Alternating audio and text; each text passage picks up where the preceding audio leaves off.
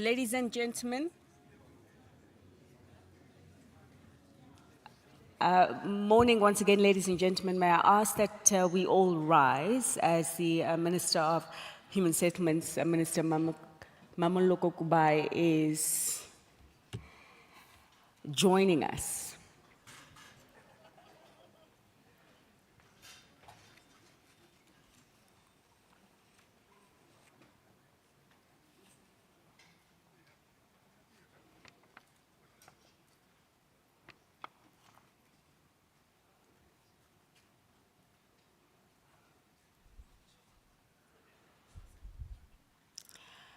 And thank you, ladies and gentlemen. Can I actually ask that we stay on our feet so we can open up the session today with the national anthem of South Africa, which will be followed by the national anthem of the African Union.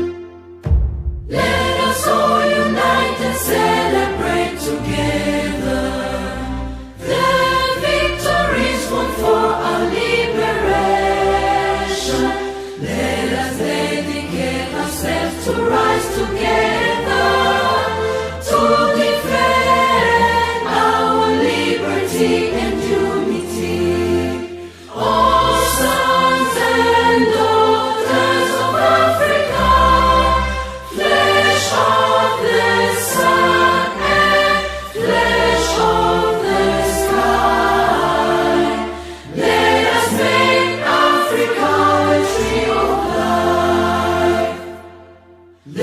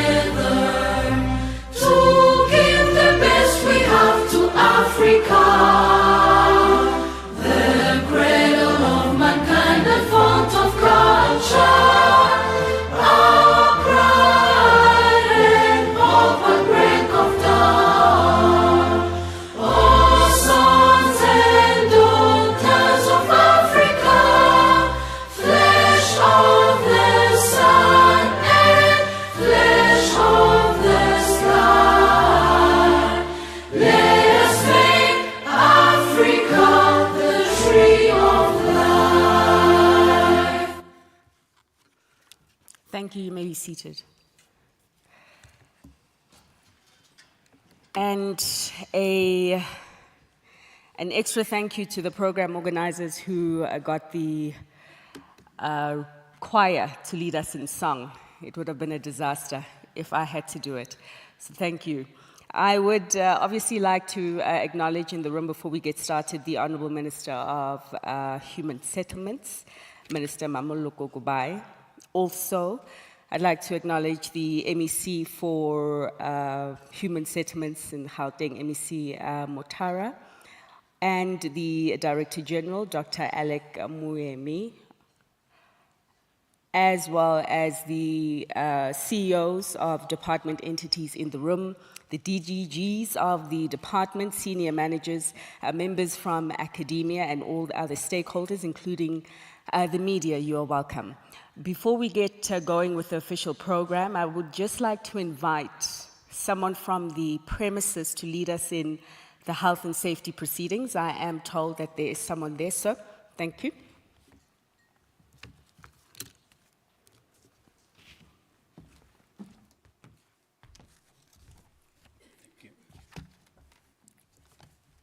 Thank you, Program Director. Good morning, ladies and gentlemen. I'm Hilton Bilankulu, the head of security of the hotel. I'm going to give you the safety and security briefing. So remember, your safety is our priority. And to accomplish this goal, it is essential that you are familiar with the Redison or Tambo emergency procedure to respond appropriately during an emergency. So when you hear the first alarm, please remain alert and prepare yourself for any possible evacuation. And when you hear the second continuous alarm, followed by an announcement on the public address system, please leave the floor immediately by using the exit door which is nearest to you, and the nearest exit which is allocated on the left and right of the floor. Redison Fire Marshal will direct you to the assembly point, which is in front of the International Convention Center, ICC, by the parking area where you parked your car. Please do not use the lifts, try to re-enter the building, or go down to the car park until instructed it is safe to do so. The property is under CCTV surveillance. Security officer deployed strategically on the property 24/7. And on behalf of the Redison management and fellow associates, we hope you will have an enjoyable and safe experience. Thank you, guys. Thank you. Perfect. I am also told that we do have the pleasure of being in the company of the MEC for Free State, MEC Mokoena. You are welcome. Essentially, I would also like to welcome the audience that are tuned in virtually, who are streaming this event, those who couldn't be with us in person. My name is Fifi Peters, and it is an honor to be in your company today at the launch of what I am told is a different approach that the Department of Human Settlements is taking in terms of delivering housing, and one could even argue dignity to those who deserve it, a basic right for all South Africans in this country. And today is essentially about hearing the approach and the details thereof. You'll be addressed by quite a number of stakeholders, some of whom have made key contributions into this new way and strategy that the Department of Human Settlements is tackling the challenge and the opportunity of housing. You'll also be hearing various messages of support from those individuals who have been involved in the process and who do have valuable insights to share. But I think the most important, or one of the most important voices that the department is looking forward to hearing from is yourselves as stakeholders, those of you essentially who also have boots on the ground. So there will be an opportunity shortly after the tea break that we'll be having a little later on this morning for us to engage one another as stakeholders in the room about the practicality of the approach and the strategy that you'll be hearing. And I do hope at that point that we are interactive with one another. The mics are around. They'll be free for each and every one of us to use. And the same invitation to engage does go to those of you who are joining us online. There is a section there where you can pass through your comments, you can pass through your questions. We certainly would love to hear from you, and we certainly will be able to hear from you, so do feel free to chip away. On that note, I would now like to welcome the MEC for Human Settlements here in our host province, MEC Motara, who will be giving the official welcome remarks. A warm of applause, please.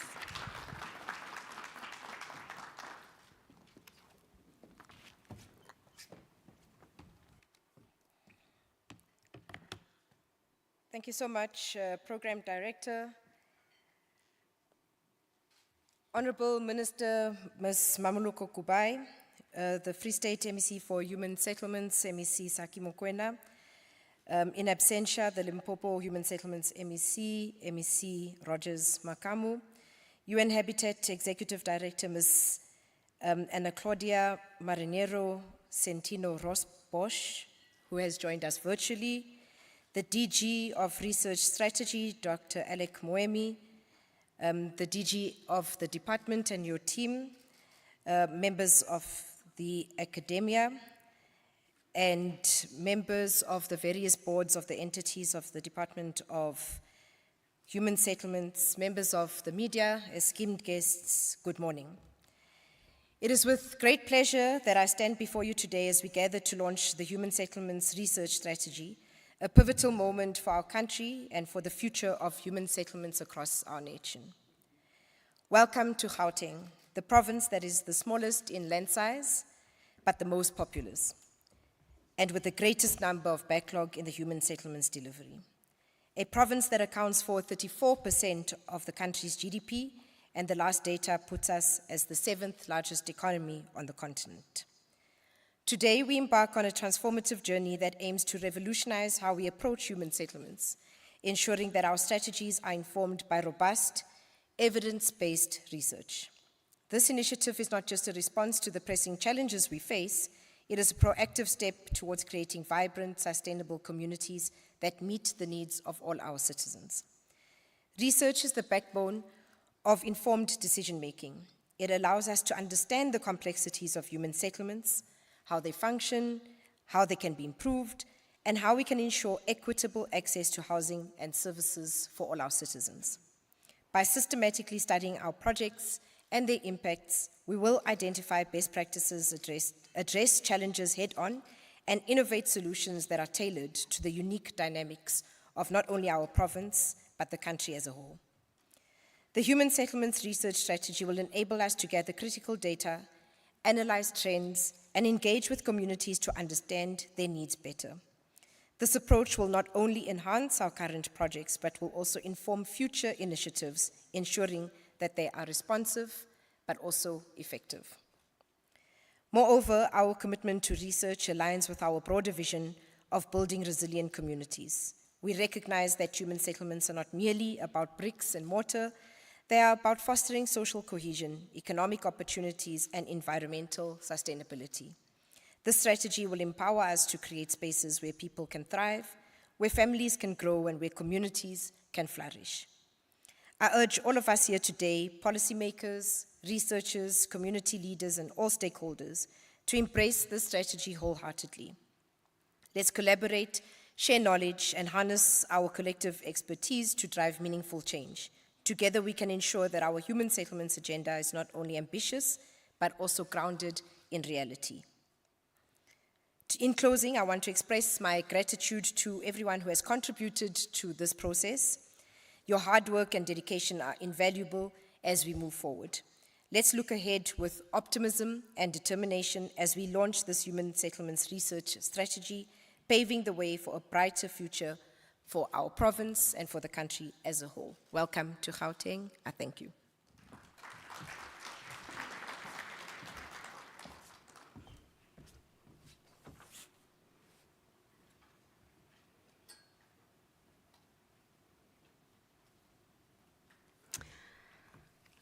Okay.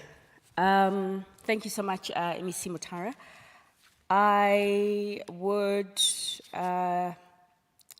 also then like to invite MEC Mutara, as well as the DG, as well as the Minister of Human Settlements, Minister Kubai, to come and join me on stage. I'm told that I'm looking a bit isolated on stage and lonely, and I think it will also make for a much better picture purposes. So can I just ask the Minister to lead the delegation firstly by joining me on stage, followed once again by MEC Mutara. Also, can we please have DG Dr. Alec Moemi,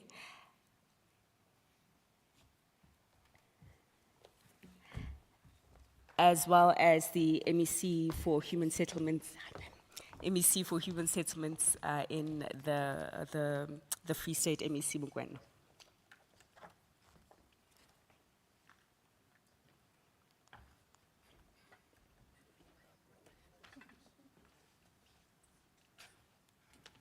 Okay.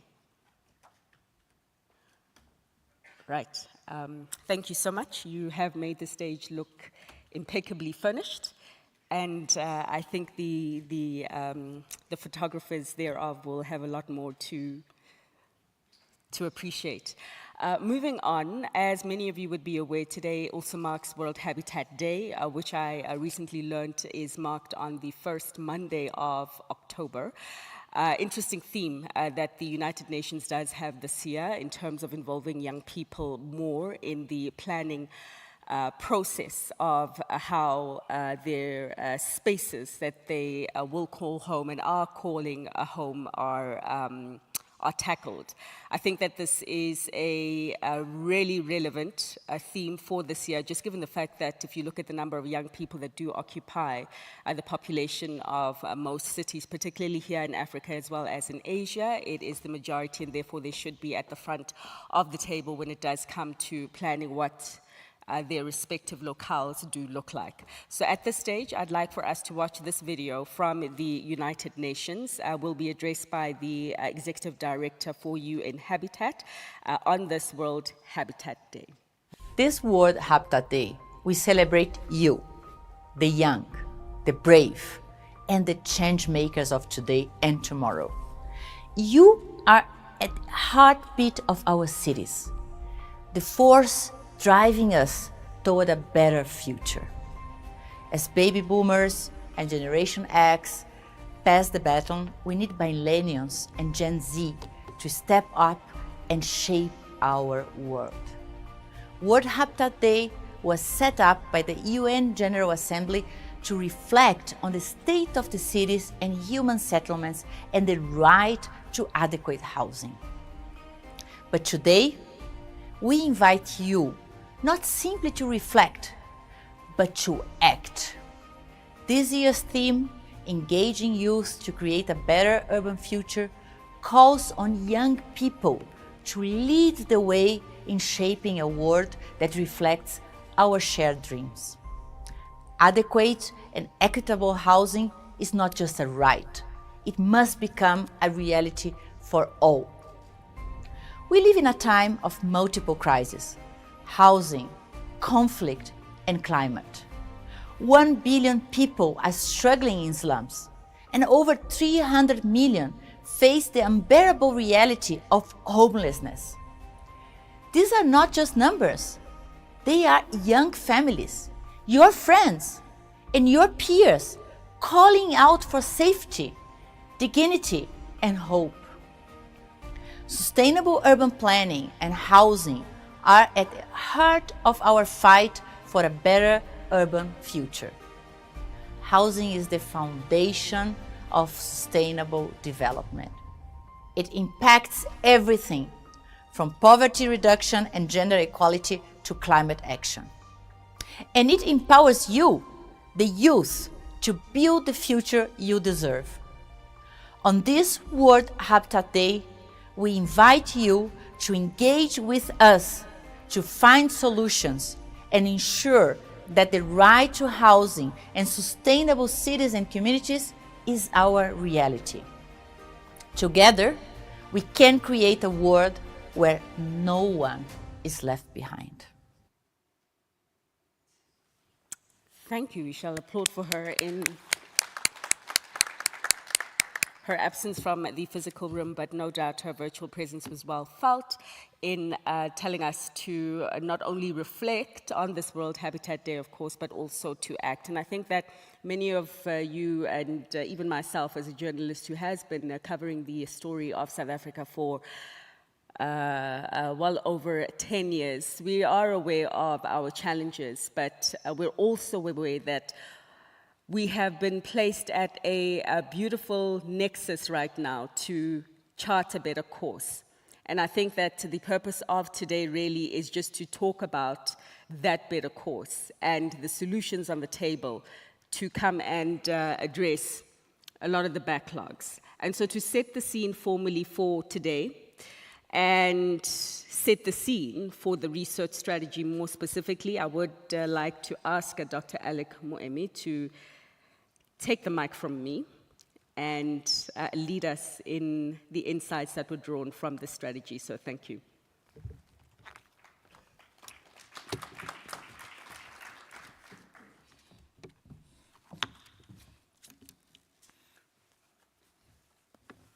Thank you very much, Program Director, Ms. Fifi Peters.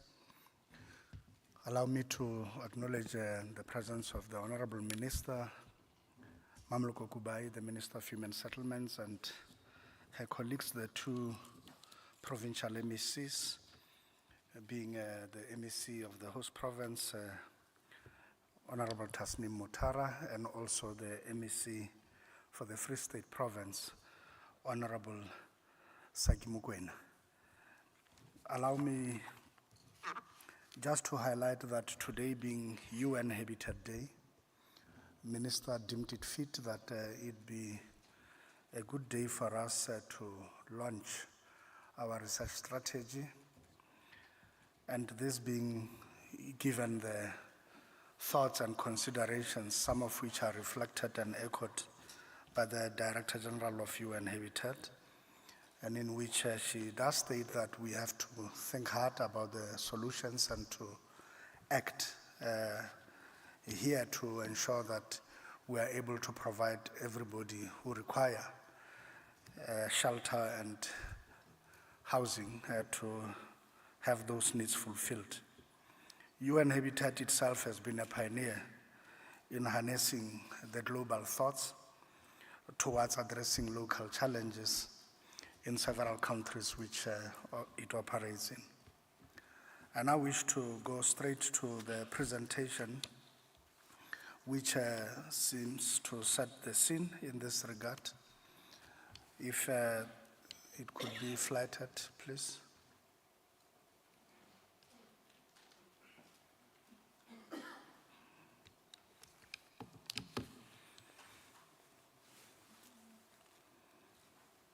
If not, I will just speak to it, Minister. It's not being flattered, so I'll speak to it.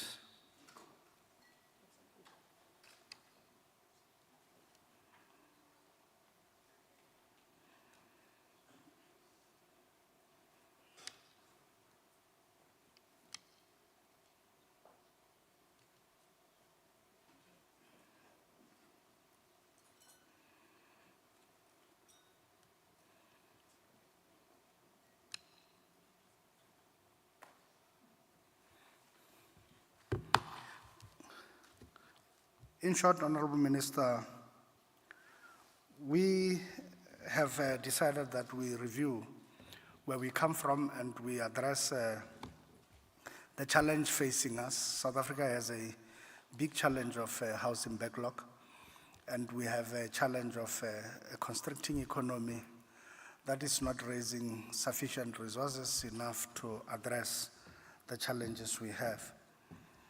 And accordingly, we have said that the answer going forward lies with doing a lot more with the little we have in terms of the resources. This speaks to quite innovative solutions, and it also speaks to the need for us to find ways and means and the best ways of doing things. And we also have got to live by the maxim of getting things right the first time, so that we do not have a wastage of resources. Again, in this regard, we have then decided that we would prepare a strategy that will indeed articulate the strategic direction and also map forward for us the research and associated activities the department needs to undertake, with the viewpoint of utilizing this research as a basis for better policy formulation, but also as a basis for us to respond to. The Government of National Unity in the 7th administration has dedicated itself based on the statement of intent. One of the pillars of this statement speaks to evidence-based policy making and policy formulation. We as a Department of Human Settlements subscribes to this as part of this government and seeks to take that maxim forward and to ensure that we live and truly make it our nature of doing and nature of working. And therefore, we have set ourselves out that this should be the values and principles that underpin our research philosophy to influence our integrated as well as sustainable human settlements development needs and patterns. We also believe in this regard that we should anchor our objectives of policy proposals of the white paper for human settlements that is currently under review, that it should be able to respond to the department's mandate as defined in Section 26 of the South African Constitution of 1996. Additionally, the strategy we are putting forth today, and which Minister would speak to some of the key silent elements of, seeks to enable the human settlement sector to respond to the country commitments outlined in the National Development Plan of our country. Again, the main objective of the Human Settlements Research Strategy is to serve as a framework for collaboration on human settlements research and promotion of intersecting knowledge on human settlements interests, specifically to help us outline the department's vision and goals in relation to building the department's capability through effective research partnerships, and also to ensure that the department is abreast with the existing body of knowledge on human settlements, to inform data-driven policy making and create an environment to address operational challenges that we are currently besieged with. It also gives effect to the creation of knowledge management hub and effective knowledge management systems within our own department, and itself on those proposals that we have placed in the medium-term development plan of our country. And this speaks to the adoption of the approach to human settlements and the utilization of this approach to package, sequence, and resource the human settlements development projects that are in the pipeline. But secondly, we are also looking at a longer-term development plan for human settlements and land acquisition pipeline. Land acquisition having been one of the key challenges facing us over time. The key ways and tenets in which this could be linked together in a seamless plan has dogged our approach for a long time, and the strategy seeks to research ways and means in which we can be able to achieve this. In as far as infrastructure development is concerned, we have identified the priority housing development areas, but of import is the issue of catalyzing this spatial transformation and them as a base in which we are able to bridge the spatial divide. Research in this area is therefore critical in ensuring that we are able to not just say it, but to move from stated intentions and words to actionable ways and means of implementation. When it comes to the human settlements priorities, we believe that inclusive growth, job creation, as well as development of capable and ethical and developmental state should now move far beyond concepts and to more actionable pieces, and action research in this area of work would be most appropriate for us to achieve our desired outcomes within the shortest space of time. The importance of research in our space cannot be overemphasized. I need to then indicate that our research agenda would underpin itself on this strategy and on the pillars that I have communicated, and to indicate that in this regard, we would aim to uniformly identify research gaps to enable effective contribution to achievement of government priorities, to encourage research collaboration and advance in the creation of integrated and sustainable human settlements, and to also foster capacity building by encouraging students to participate in the human settlement sector research while promoting professionalization of the sector. To that extent, it is our stated intention to expand on our current instruments, including our bursary policy, to ensure that this becomes a reality. The key themes emanating from this and in our research agenda linked to the strategy are around incremental housing, densification, sectional title arrangements, affordable rental and social housing, informal settlements, title deeds and property transfer arrangements, innovative building technologies, climate change, emerging housing, supply side of the housing market, infrastructure, land, funding mechanisms, planning and intergovernmental relations, and cross-cutting themes around all of these gender issues, entrepreneurship, youth employment, housing legislation, and so on. That said and done is what we are here today for, to then unpack what goes into this strategy as well as what goes into the research agenda. And we believe that this would help us revitalize our sector and bring the necessary vibrancy and impetus for us to move with greater certainty and speed in implementing our stated objectives. Thank you.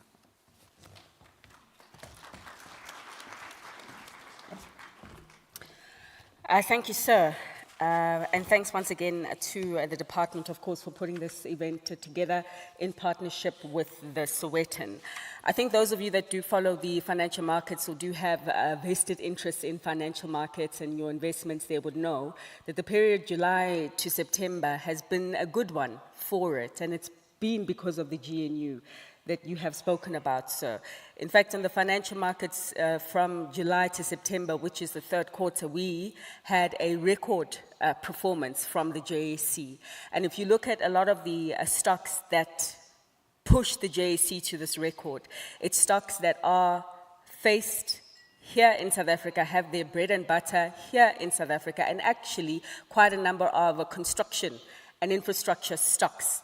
And we were told by those CEOs when we spoke with them was that it was optimism and hope that this GNU would deliver. The president has recently committed to a target of 3%, and I think that that would help, if met, address a lot of the challenges that perhaps have led to the challenges in delivering an adequate shelter and housing. On that note, I would like to welcome the minister now. It has been an interesting journey walking with her on the sidelines of whatever portfolio she has been given in government. But it has been my view that whatever portfolio she's given, she does tackle it with the seriousness and the veracity that it deserves. And so for now, to hear for her thoughts on the tackling of human settlement right now, ladies and gentlemen, please a warm welcome for the Minister, Minister Mamoloko Kubai.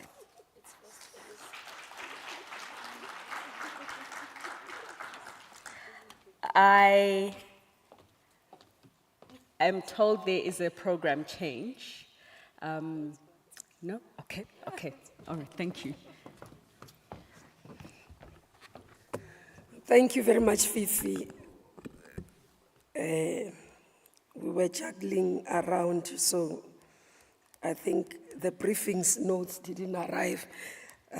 Good to see you again. We always see each other when we are at WEF. in the snow. Thank you very much. I might have to change.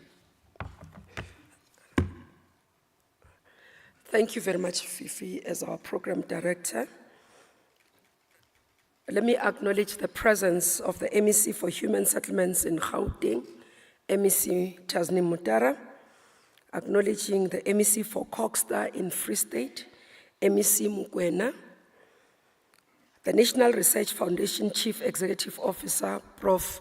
Fulufelo Nelwa Mondo, Universities South Africa, Chief Executive Officer, Dr. Petiwe Matutu, Council for Science and Industrial Research, commonly known as CSIR, Chief Executive Officer, Dr. Tulani Dlamini, Human Science Research Council, Chief Executive Officer, Prof.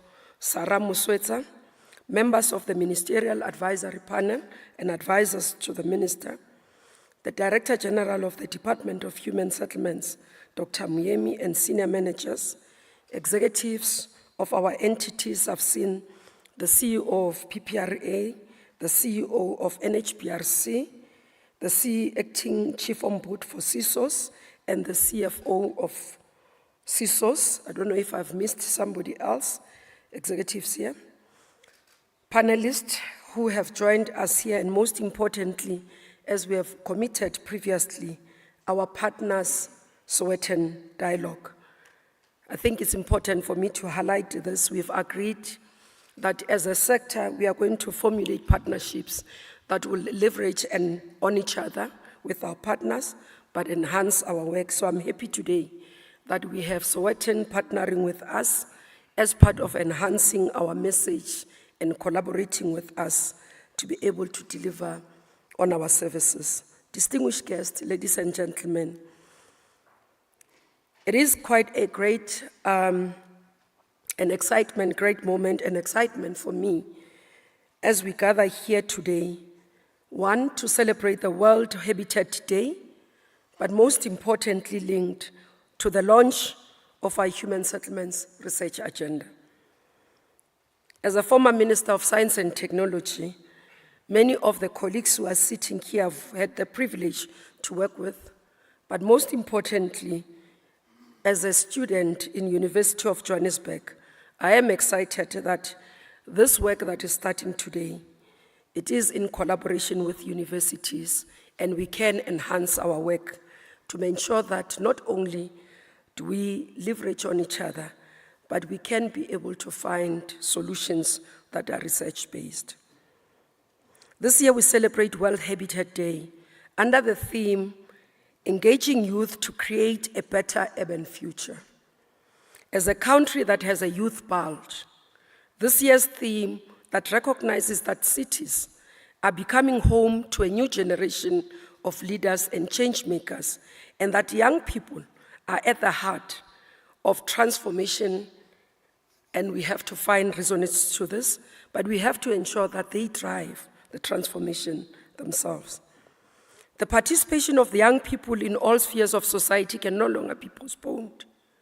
The sooner we find ways to make the youth an integral part of our programs, the better. As a sector, we already have set aside for the youth in terms of our procurement, which is a deliberate effort and action on our part to increase youth participation in the sector. This is in terms of youth employment, but most importantly as well, in terms of being able to participate in the economic activities with their businesses and be able to start building their companies. We do note that this work in terms of where we set the target as a sector, we have not yet met this target holistically. And this commitment we have made in the 7th administration and the GNU government that we are going to accelerate, ensuring that we meet the targets for young people as we are doing with women in the sector. Ladies and gentlemen, the theme of this year's World Habitat Day is a reminder that we need to do more. Not only just set aside, not only just employment, but full in terms of decision-making for young people to be able to participate and feel valued. This is their future. They have to be part of making sure that they provide solutions to this future. But we do believe that they will help us find innovative ways, as dynamic and innovative as young people are always being. Some who are following this launch today, especially on our media platforms, might be asking themselves a question: why does human settlement need research and a research agenda? Some of you might be saying we should stop researching and talking too much and being too academic and abstract and just get on with building the houses. However, those who make an effort to look closely to the human settlement sector, they would realize that the sector has multiple dimensions, which include social, economic, psychological aspects of a human existence. Each of these aspects evolves on its own and also co-evolve with other aspects in ways that makes human settlements, planning, design, and development a complex exercise.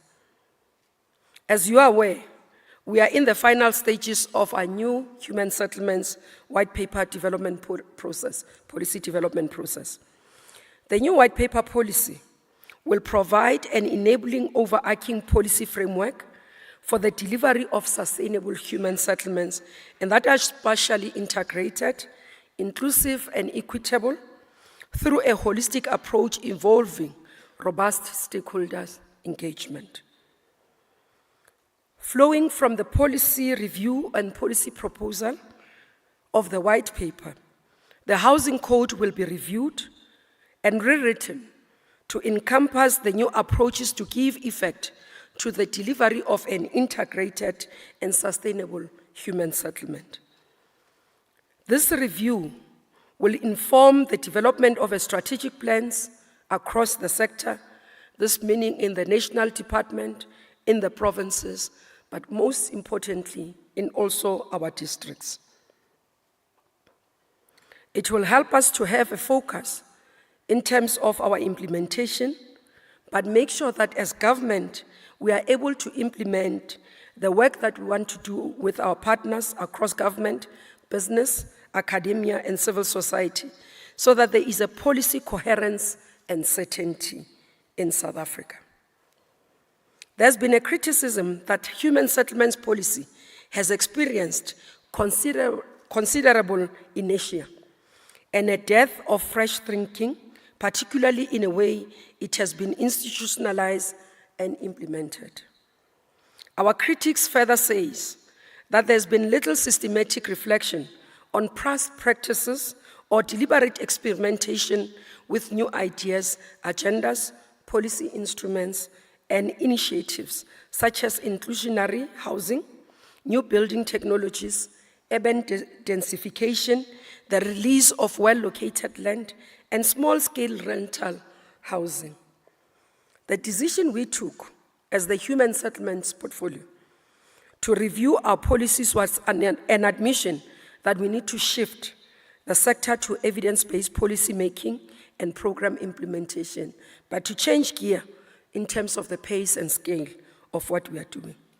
Thus, the launch of the research agenda is a demonstration of our intentional and deliberate change of approach to resolving human settlements challenges to a more evidence-based approach. Though there may be areas that require basic research, which must be pursued, we believe that central to our research agenda should be applied research. This means our agenda will place some emphasis on the notion that I know to be very unpopular with academics, and that is the return on investment. I say this, ladies and gentlemen, considering our fiscal constraints and the budget cuts that we have experienced through National Treasury, because this is imperative that as government, we continue to learn to do more with less. And as we partner, this is the message as well we communicate to you. The research that we fund needs to give us tangible outcomes that positively impact our work in developing human settlements. The sector, as you are well aware, is faced with a myriad of challenges, which includes climate change, population growth, low-income growth, urbanization, slow spatial transformation, and governance instability, especially at local government level. In the world that is undergoing rapid urbanization, many villages are facing a series of problems such as depopulation, population aging, insufficient infrastructure, and public service facilities that are not adequate. While most of our work has been focused on responding to the challenges of accessing urban land for human settlements, the sprouting of informal settlements and the rise of inner city slums remains a challenge of unsustainable human settlements in urban areas, but more as well, saying to us we need to pay attention to what we are doing in rural areas so that people do not continue to want to migrate to urban areas, but they can still feel comfortable and secured within their rural areas. Improving the rural human settlement, both in terms of rural ecological environment and the creation of a healthy rural human settlements environment, are areas that requires intensive research. Not only will this help us to reinvigorate rural development, but it will also assist us with the mitigating factors and mitigating actions against climate change and its effect. You'd have heard me talk about the partnership that we are launching with traditional leaders across the country, where we would want to ensure that traditional leaders, when they allocate land or allocate sites for communities, they do so within the areas that are suitable for human settlements. Well-researched solutions are required as an antidote to these challenges so that we can be able to create a peaceful, economically sustainable, and stable country. It is therefore stands to reason that we would like to place more emphasis on applied research, which will help us to provide solutions to existing problems. The research agenda that we are launching today has been developed to do the following, amongst others: to inform planning, policy development, and review, as well as implementation processes within the human settlement sector. The research agenda will assist to uniformly identify problematic areas that need to be resolved within the policy and implementation space. It will also assist to signal to funders and development partners what research areas requires investment. It will further assist the department to guide resource allocation for research. It will encourage research collaboration in dealing with common problematic areas, and also drive capacity building by encouraging students to participate in the human settlement sector research, more in terms of ensuring that we can drive that postgraduate students do not do research that gather dust in the drawers and libraries, but research that can be utilized by us as institutions, organizations, and government, that helps us find solutions to the challenges that we are facing as a country. Ladies and gentlemen, as it is generally acknowledged, the nexus between policy, research, and practice is not linear, but it is highly complex. The department is of the view that research cannot be expected to serve only current policies, but it is also expected to influence policy and practice in the long term. The scope of the human settlement research agenda is therefore broad, so that the selection of certain areas and topics for priority will not be exhaustive. However, it marks the focus in the next 3 financial years. There is extensive research in human settlements as we do this work that we need to acknowledge. We are not starting from scratch. We have already conducted, actually, many institutions have already done this research, and what we need to do is to leverage on this existing research and also invest in further research in the sector. So expanding on what has been done, closing on the gaps that exist will be critical. And that's why we emphasize the issue of research collaboration, where different organizations will work together to fund specific research of common interest, as this will be encouraged. The department will pursue various collaborative approaches so that we can be able to see this as a reality, but gain value for what we want to do. Furthermore, as I said, in my previous capacity, I used to be Minister of Science and Technology. One of the areas I found very interesting and working very well was the SACHI chairs. It's able to get us to focus on specific areas, but ensures that we can be able to put money in that area and get value out of it. So the department intends to establish research chairs with institutions of higher learning, where we'll be able to support research based for their expertise. We do note that some of the universities are battling with funding, and that's why their work is limited in many areas. This is to be able to assist us to be able to drive the research agenda of the Department of Human Settlements, but encourage universities, encourage researchers so that they can participate. This as well as part of ensuring that there's a pipeline of young people that can be taken into these SACHI chairs as part of their developmental growth. As I said, postgraduate students as well will be encouraged to select their academic topics from the research agendas or have a topic within the thematic areas established in the research agenda. The Departmental Research Committee will approve the topical issues that the students selected for funding. Part of the research will be funded directly by the department through the commissioning of research call for papers, as well as providing part of the funding to students' academic programs. Ladies and gentlemen, one of the milestones today again, it is a collaborative framework agreement that will be signed with all stakeholders. We do believe that this is a foundation that we are laying for our work to continue, but more importantly, a certainty that says it's not a once-off event, it's not a talk show, but an action-oriented process that marks the beginning today. I think this is a major step in the right direction for research work in our sector, and I firmly believe that we will change our sector and our country for better to the benefit of the people of South Africa. As we mark another year of World Habitat Day, let us join hands and work hard to ensure that our people enjoy the right to adequate shelter. And we continue to say, as our motto say, there shall be security, comfort, and houses. Thank you.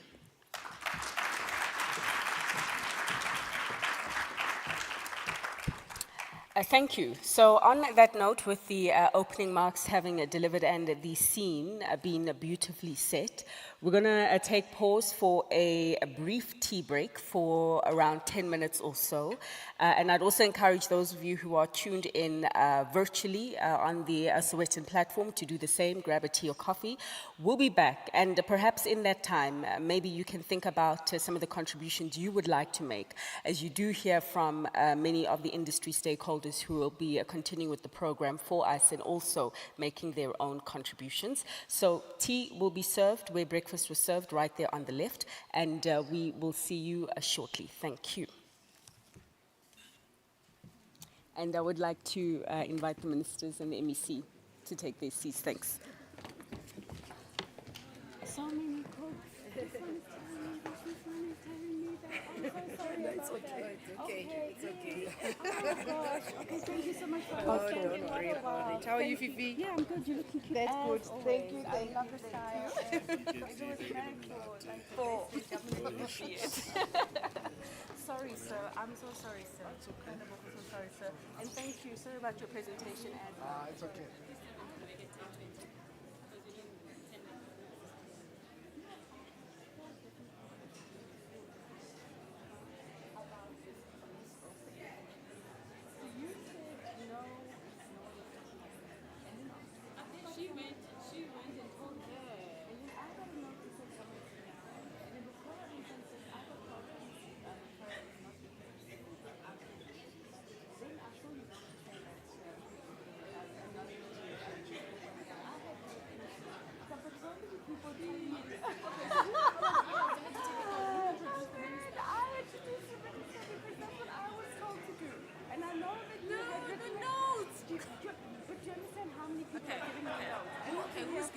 Who's giving you instructions? There's a lady who was with the minister. She's got short hair as well. Who was also giving me all sorts of papers. No, don't take anything from anyone but me. But you see, now Because right now she's like, probably look, stuck I'm like, please invite Minister and MEC to the stage. I have a record. This is after she told me I said no. And she came to me and she said, No, that she's gonna say. it was messy. I because know, there's too I many- know, I know. She's going to say I'm clumsy because I've been on leave. I come back on the day the event is clumsy. Don't take anyone's instruction, I'm but clumsy. I feel clumsy listen. because now you I'm know like, my boss is unforgiving. For me, at least I'm you. also, I'm not it's going to, forgiving it's of going myself. to be, it's going to be I'm like not I didn't forgiving brief of you. myself. Do you understand? There's so many sorry. people. I thought you called Mgwena. No. You know, it's just, I just Okay, need but what one. did she say? Did she say anything? It was awkward. It was very awkward. It was very, Vivi! very. Yes, I'm telling you because I'm also I not was impressed out. with. I've got too many notes. Okay, listen. So I You even and I. messaged Pila. You I'm and like, I. what is going on? No. Who said? No. Okay. You and I. Okay. It's you and I. Okay. Forget everyone else's paper. Okay. If we get a paper, signal me and call me to come to you. Okay. I will Okay. take Yes, you I there. did see that you were out at the time, but in any my case, goodness, it was babe. very clumsy. It was very, very clumsy.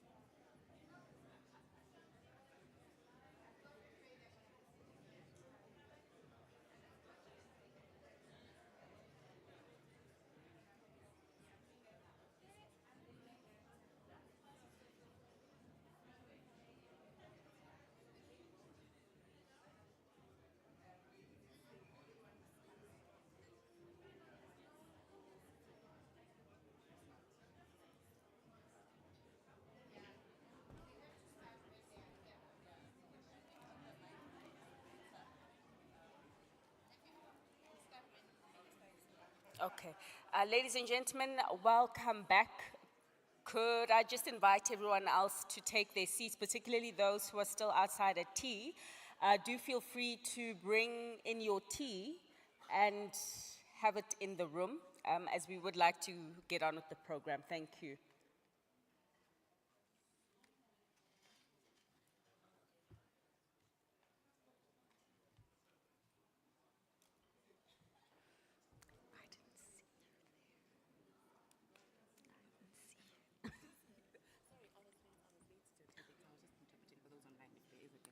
Of course.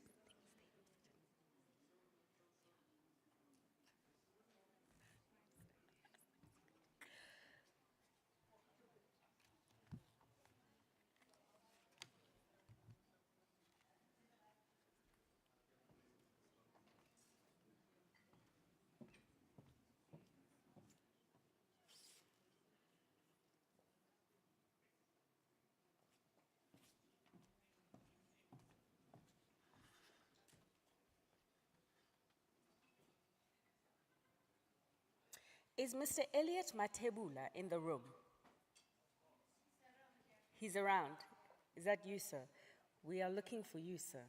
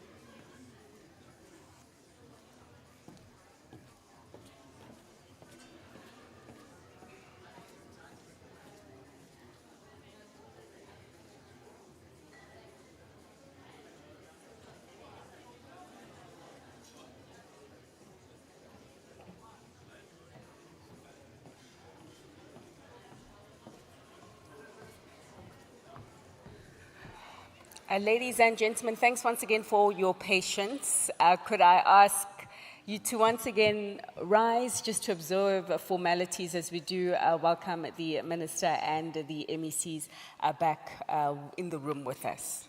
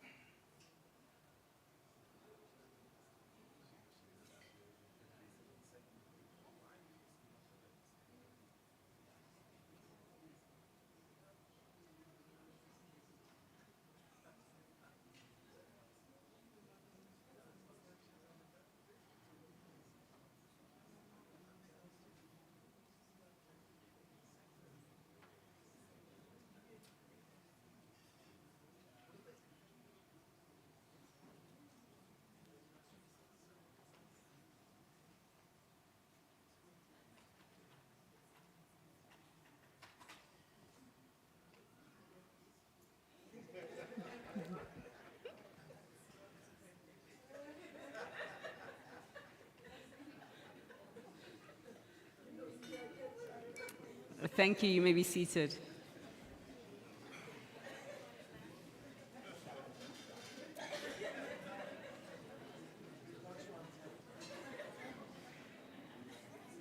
Okay, and once again, welcome back to our audience who are joining us in the virtual room today. So we have come to the interactive part of today, where we will be hearing from some of your colleagues in the academic fraternity, but also hearing from yourselves as stakeholders in the industry about this new strategy the Human Settlements Department is launching today, one that is got research at its core of how it does implement policy and make decisions, as we heard, not only for today, but also for future. So to lead us in this discussion, looking at research as an enabler of innovative human settlement developments, and more specifically the role of the youth in this planning process, I would like to invite the following speakers on stage, whom will be presenting to you individually and whom you'll also have the opportunity to speak to and ask any questions about the area of research that they are going to present to you, beginning with Ms. Nomonde Gwebu, who is a PhD candidate from Wits University. Please join me on stage. Come through that way. I think it might be easier for everyone to come through from this way. Also, Mr. Rifilwe Lidiga, PhD candidate at the University of Johannesburg. Thank you, you're welcome. Mr. Elliot Matebula, a PhD candidate at a PhD, he's got it, candidate at the University of South Africa. Also, members from the academia, being led by Ms. Emma Ayesu Korateng from the Nelson Mandela University.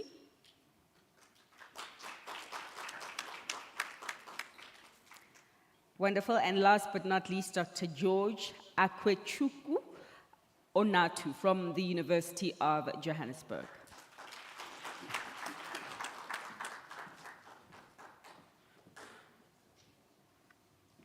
Take your time, sir.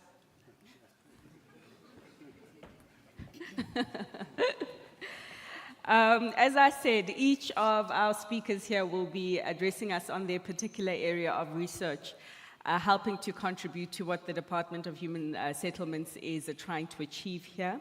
And I would like to invite Ms. Nomonde, and I see that you have done some work towards an alternative low-income housing model. And I'd like to invite you to present your findings and your research to us, ma'am.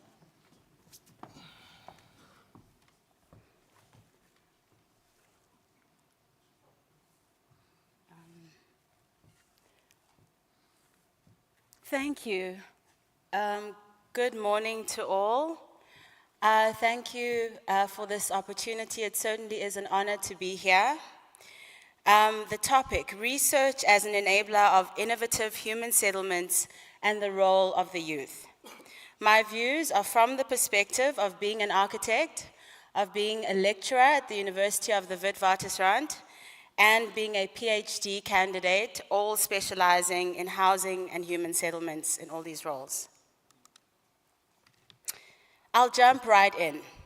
What are the factors that prevent research from being an enabler of innovative human settlements development? Problem number one. In South Africa's universities, students and researchers of the built environment describe with sincere passion wanting to contribute to the development of South Africa's marginalized areas as the reason for their selected career path. In practice, however, the path from university study or research to having an impact on the ground is unclear and difficult to navigate. This lack of clarity on how specializing in human settlements research will lead to having an impact on the ground discourages otherwise committed academics and professionals like architects, planners, and urban designers from pursuing deep knowledge and professional expertise in the critical area of human settlements. Problem number two. The Department of Human Settlements has achieved notable quantitative outputs of housing, human settlements, and policy. South Africa's academic institutions possess internationally rated human settlements researchers and research outputs, while industry has its own way of producing housing products. But these three stakeholders largely operate in isolation. Though meeting periodically in forums like this, there's no structure in place to ensure a seamless, continuous flow of data, findings, and insights between the government, academia, and industry. How can these key inhibiting factors be addressed? By going from A, the status quo, where stakeholders operate in silos, to B, establishing meaningful connections between the National Department of Human Settlements, academia, and industry. Here, I will use my own research to illustrate the point. As a background, housing delivered to low-income earners by the government in many cases is intended as a starting point from which the recipient can build and grow. A chapter of my research, an excerpt is shown here, is a case study that investigates how the starting point concept can be spatialized architecturally within the current financial quantum. The case study or chapter I will draw from is called Evolving Architecture, from Temporary to Permanent Housing in Johannesburg, South Africa.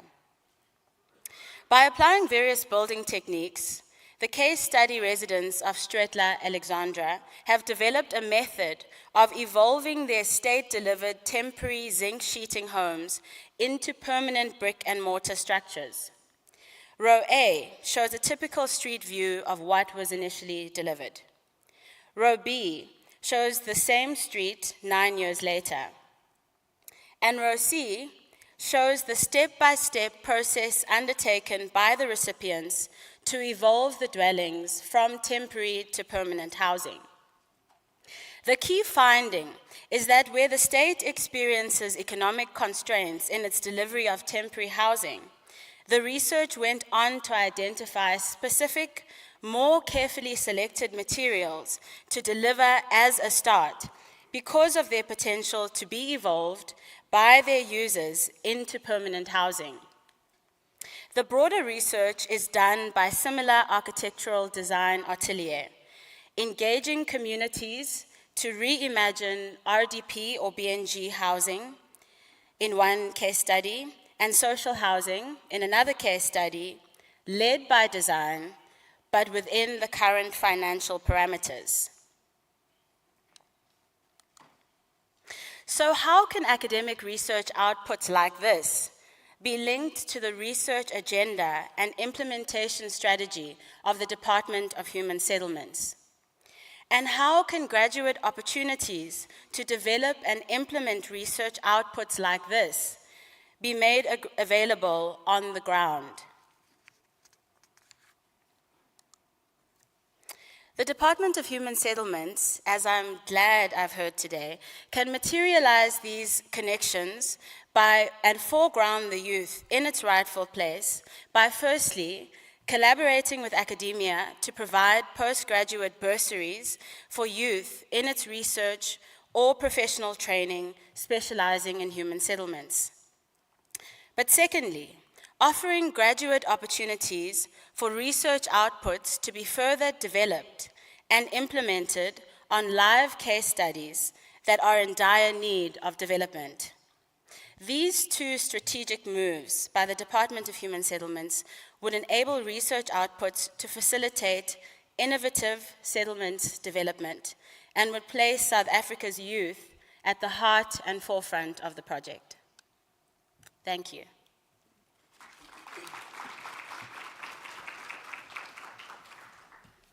Thank you. Thanks, Nomonde. A very important presentation, I think, made just regarding the silos that everyone operates in and how important it is to close the loop. So we'll move on to our next speaker then, who will build on what Nomonde has mentioned, but also speak to using 3D concrete printing to automate the construction of low-cost housing by leveraging machine learning. Individual who's clearly eager, stood up even before an introduction was made, but we'll allow him. He understands the urgency of the project we're addressing now. Refilwe, the podium is yours. Thank you very much. Good afternoon. Yes, I can't wait to share the information. Okay, is this on? Yes. Yeah, very eager to share the information, Fifi. But yeah, good afternoon to everyone. My name is Refilwe Diga, and I just thought that for this conference topic, we'll look at a case study or some research that we've conducted at the University of Johannesburg regarding 3D printing and how that could impact the social housing and the DHS overall. Now, just for some context, Minister, the research objective was to explore the use of 3D concrete printing technologies for eradicating the housing backlog, which is something that the DG has also elaborated on. Now, this is for a 40 square meter house, an RTP house. The picture on the right just shows the system and it printing one of the walls for the buildings. And what we decided to use for this project was essentially a robotic arm system. So using essentially robotics to build houses. Now, the research study was with the University of Johannesburg under SMECT, led by Professor Mahachi. And just really the context of the research study. But I want to just move into what is 3D printing and how could it impact or help optimize the production of houses. I have 3 videos, and I'm going to play the first one on the left, which just gives you a sense of how the process is undertaken. As you see, there's a robot arm, essentially using 3D printing technology fundamentally to build layers. So that's one of the first few layers. So I'm going to move from that to the second one. The robot is maybe 5 to 10 minutes through the process of printing this wall for this RTP house. As you can see, the process is largely automated, of course, with support from people on site. Now, this is towards the end. So this wall is around 2.3 meters, essentially just completing one of the first walls for the house that we're building. So I just thought I'd show this to just give a sense of what the technology is and what it can do, right? Now, just to then also give an aerial view, as you can see, this is a 40 square meter house, as I mentioned. We've got around 13 wall elements here. And and the system has essentially been built by a robot and a robotic arm. And remember, robotic arms don't get tired. They can print throughout the night. They don't have a union. So they're quite helpful. So I thought I'd show that aerial view there of the completed wallings, the different walls. And for me, this is one of the most important slides, right? So each wall element took around 45 minutes. We had 13 wall elements. So 45 minutes times 13, that's 8 hours. So essentially it took us 8 hours to put up the walls for this house, right? Speaking to the speed that's required in eradicating or putting up social housing.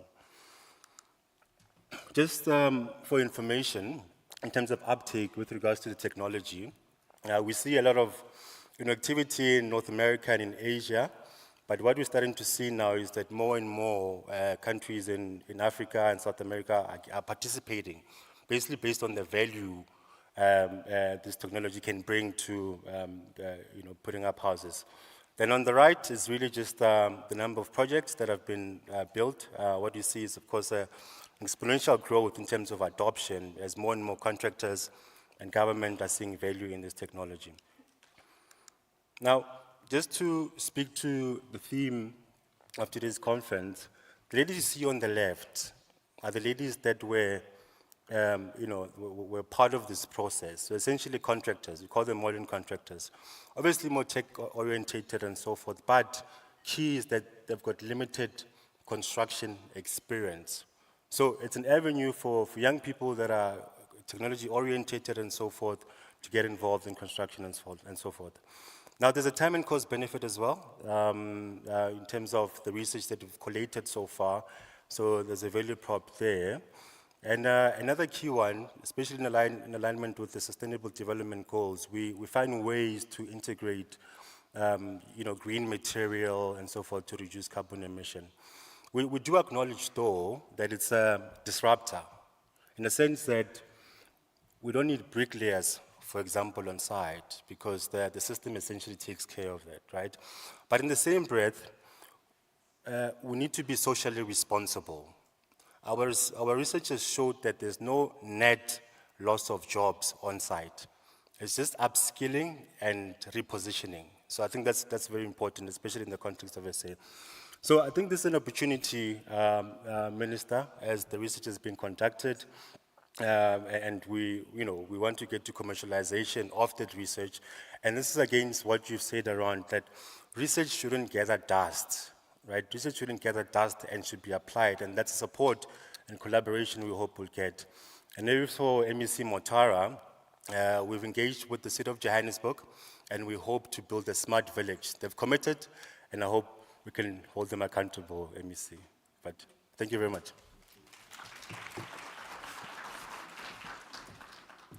Thank you. I think often we hear that technology can help us leapfrog, and it was nice to see that leapfrog in action with the short amount of time it does take to erect walls. And also the fact that it's a net positive, as you say, in terms of positioning for jobs. I imagine quite a number of bricklayers who'd be happy to be relieved of that particular service, particularly on a hot summer's day. Or, with the climate that we're experiencing right now with, heavy rains and sometimes snow. But I also imagine them being welcomed to being upskilled and repositioned elsewhere within the value chain. So let's move on with our presentations, giving us the understanding of the beneficiary perceptions of self-help versus state-driven housing programs and exploring the case of Tshwane. Mr. Elliot Matibula, I invite you, sir.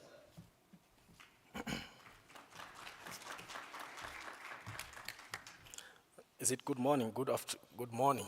Still good morning. Yeah, good morning, colleagues. And yeah, mine, I think, let me just, my point of departure is to say, when I saw this invite, I was so happy to say, indeed, the fruit of the GNU is in full-fledged, because now we see the collaboration that is happening between the implementers and also some of the researchers and also the community. So mine, what I'm trying to communicate today is the snippets of some of the of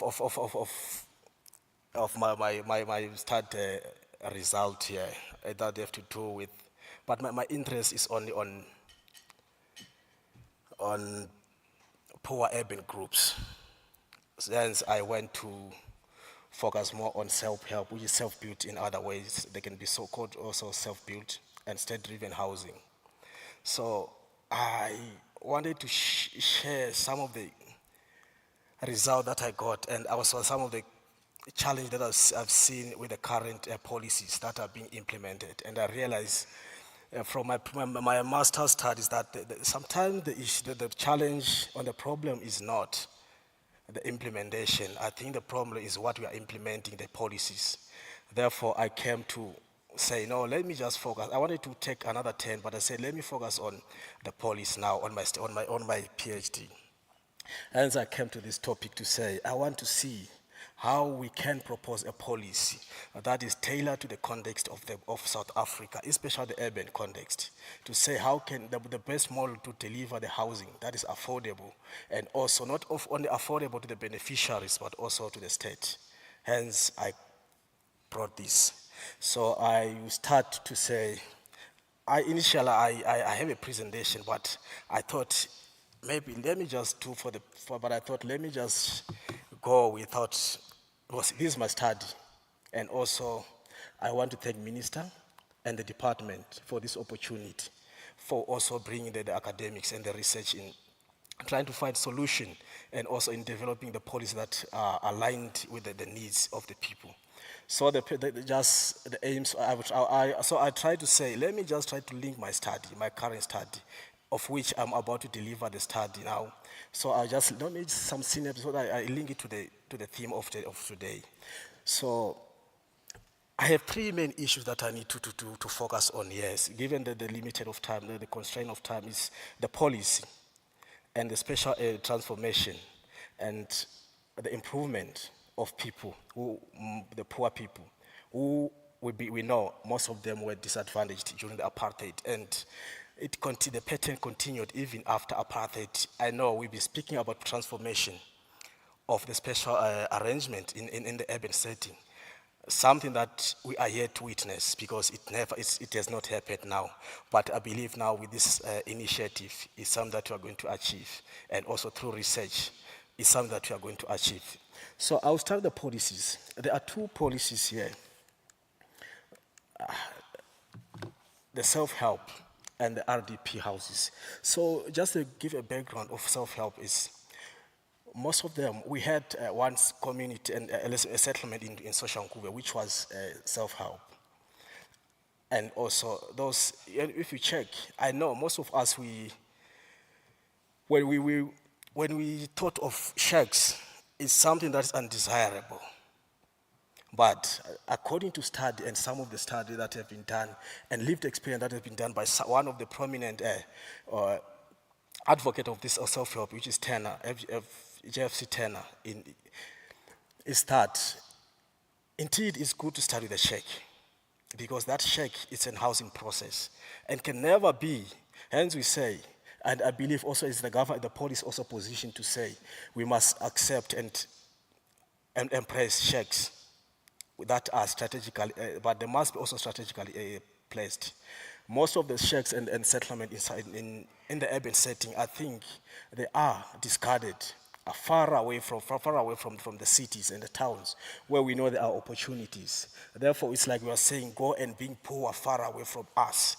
That's how they are. And also we see also the extension of townships, which were also not as self-created but enforced by the apartheid government. So we see even the democratic government is also increasing. In terms of transforming or bringing the people close to the cities, we still see the extension of those settlements in the far away from let's say from the former apartheid, I think the cream settlements, which were mainly occupied by the whites, but now is a combination of the whites and also the middle class. So mine was to check to say, what are the benefits and the challenge that we are facing from those ones? And I realized to say, as I was doing my study, I realized to say, indeed, there's a police position that needs to be changed or to be transformed. And one of the things that I realized to say, if indeed you are going, let me just put for a record to say there's no country around the world that have addressed the issue of housing, mainly for the poor through the fully subsidized initiative. It's something that has never happened. Those, like, if you check countries like Singapore,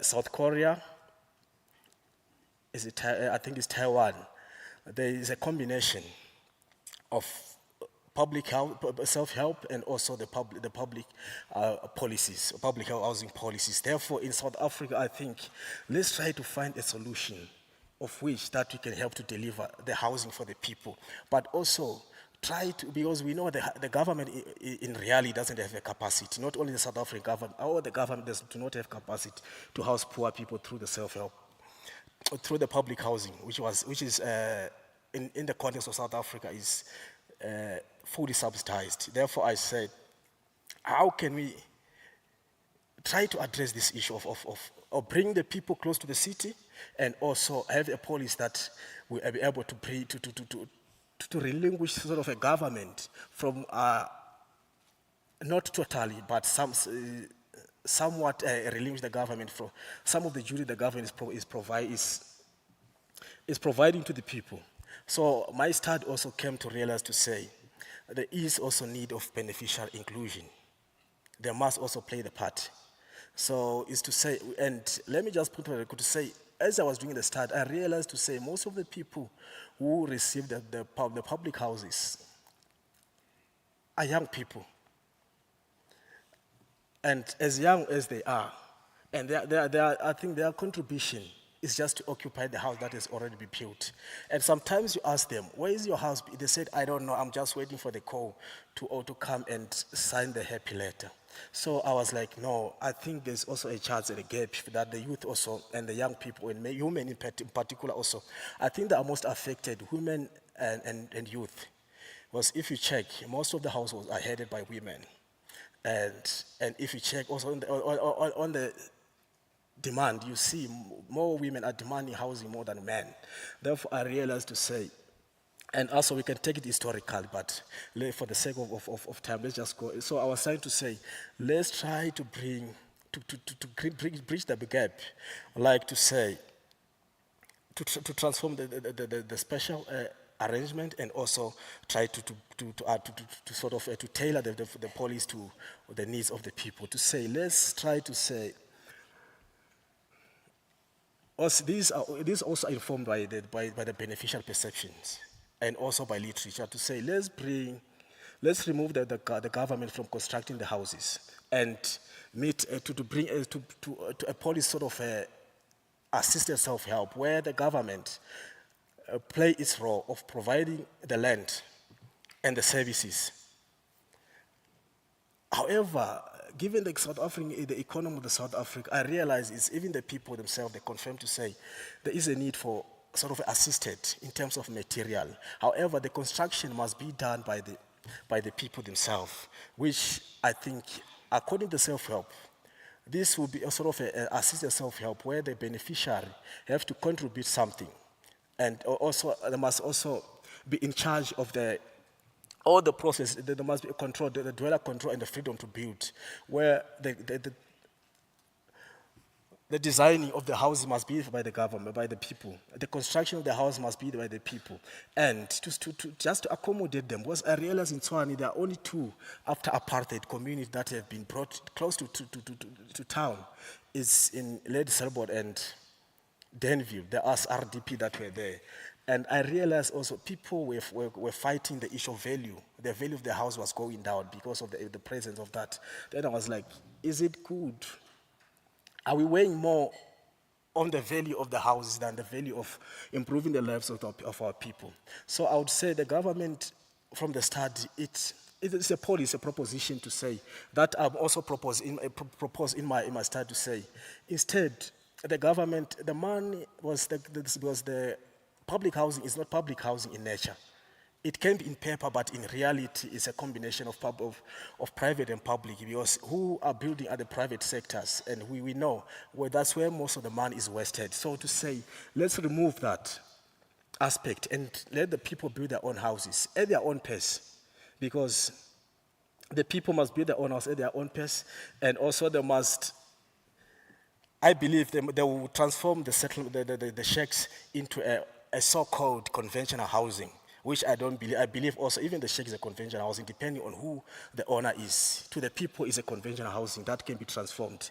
Therefore, the government must bring in is a proposition that I think I'm going to produce from my study to say, let the government don't build the houses, but assist the people with the land, title deeds, and services. This also will assist, will motivate people to build their houses. Like in rural areas, we know we have few shacks, but people are building their own houses. So we must remove all those, the time frame and everything, and the quality and the planning and everything, because our people will build the houses that respond to their context and their needs. That's my proposition from this one. But I believe also the study is not, when I'm done, I believe it won't also gather the dust in the library, as has already been indicated, to say, I think also there are some of the things that I believe would also be of the interest in developing, I think, the policy that as the minister have said already. So, given the time, I think I have to stop here. Okay, thank you. Thank you. It's very difficult, I know, and I appreciate to tell PhD candidates or perhaps very smart individuals like you that you only have 5 minutes to present a topic that has so much to say. But thank you nonetheless for trying your best to stick to it.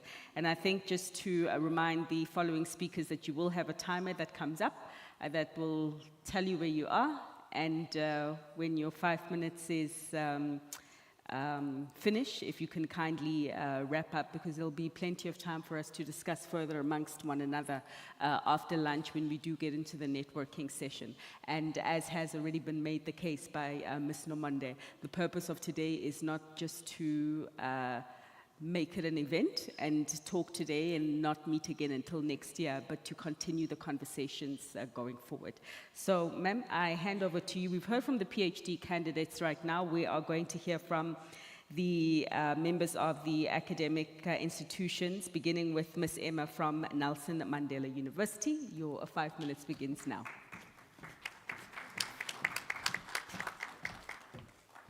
All right, thank you very much. Before I start, I'd just like to apologize on behalf of the Chair of Human Settlement, Professor S.J. Mbanga, who couldn't be here because he's currently engaged in his inaugural lecture, which is on Thursday, and we hope to see all of you there. All right, thank you. All right, so the topic for today is research as an enabler of innovative human settlement development and the role of youth.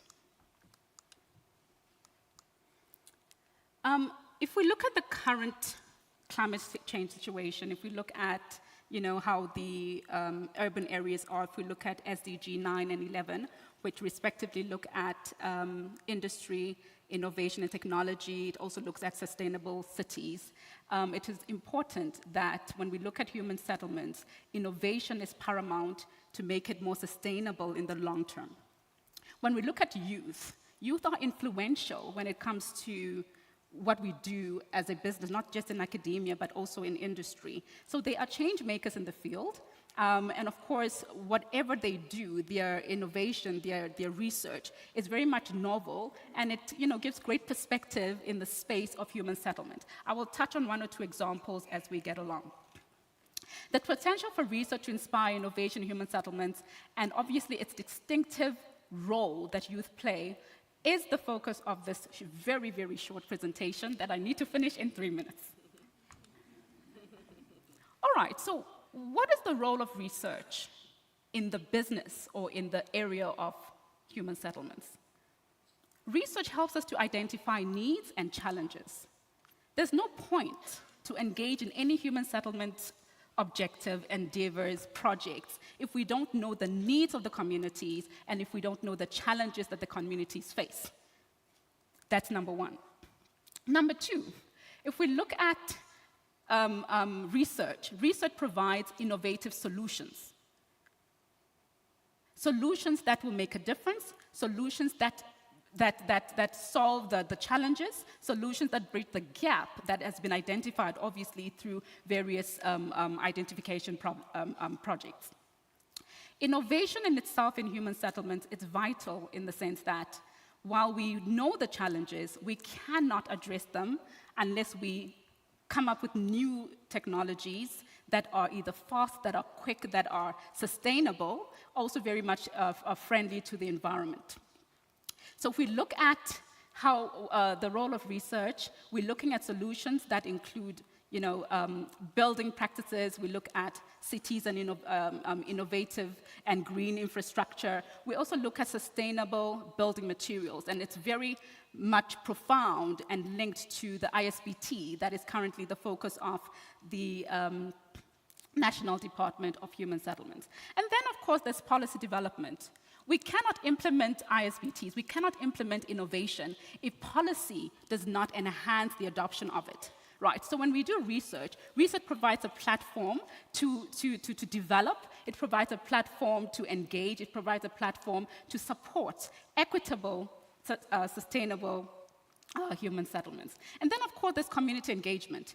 We cannot just go into a community to develop. We cannot just go into a community and enforce innovation. There needs to be community participation, buy-in, in terms of all the research or all the innovations that are being created through the research endeavors. Now, youth. Our youth are vibrant. If you go to our stall outside, you'll find 2 of our Mandela students.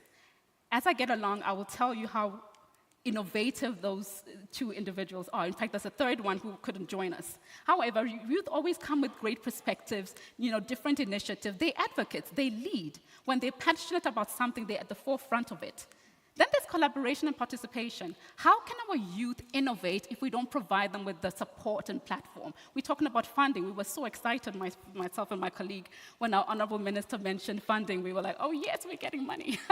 And our students were also very happy about that. Why? Because we are engaging in innovative projects that requires funding. It requires, some sort of a catalyst to help our youth innovate solutions for the problems that we face. And then, of course, last but not least, is the education part. Educating our young people, right? Not just to follow the status quo, but to break boundaries, to break barriers, and to also, go beyond what they know in terms of the academic space, but to try and solve issues. Bringing it all together, right? At Mandela University, we propose, or we have in mind what we call the Center of Alternative Sustainable Building Technologies and Infrastructure.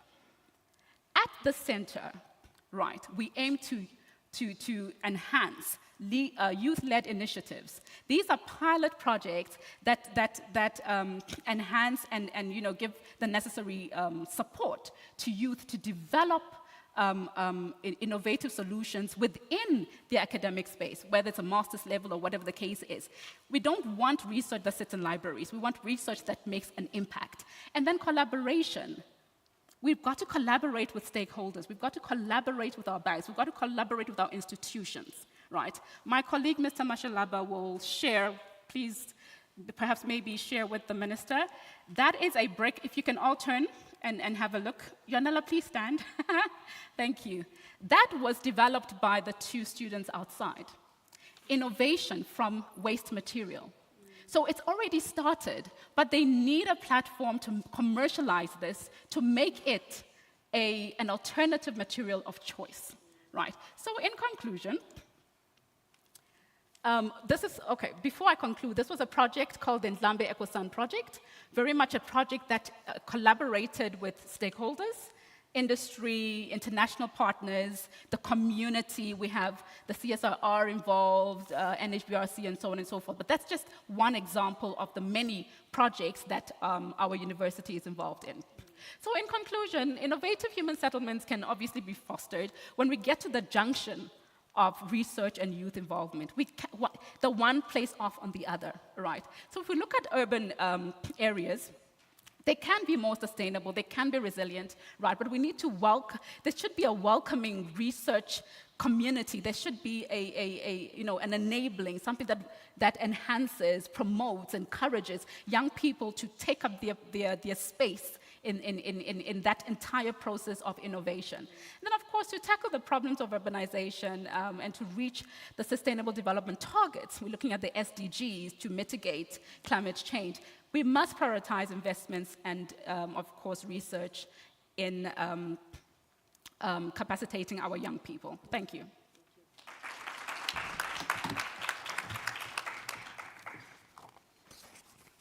Thank you, Ms. Emma, and also Yonela for bringing us that example of innovation in action. So last speaker, then Dr. George Okachukwu, who will just essentially wrap this up for us. Thank you, sir.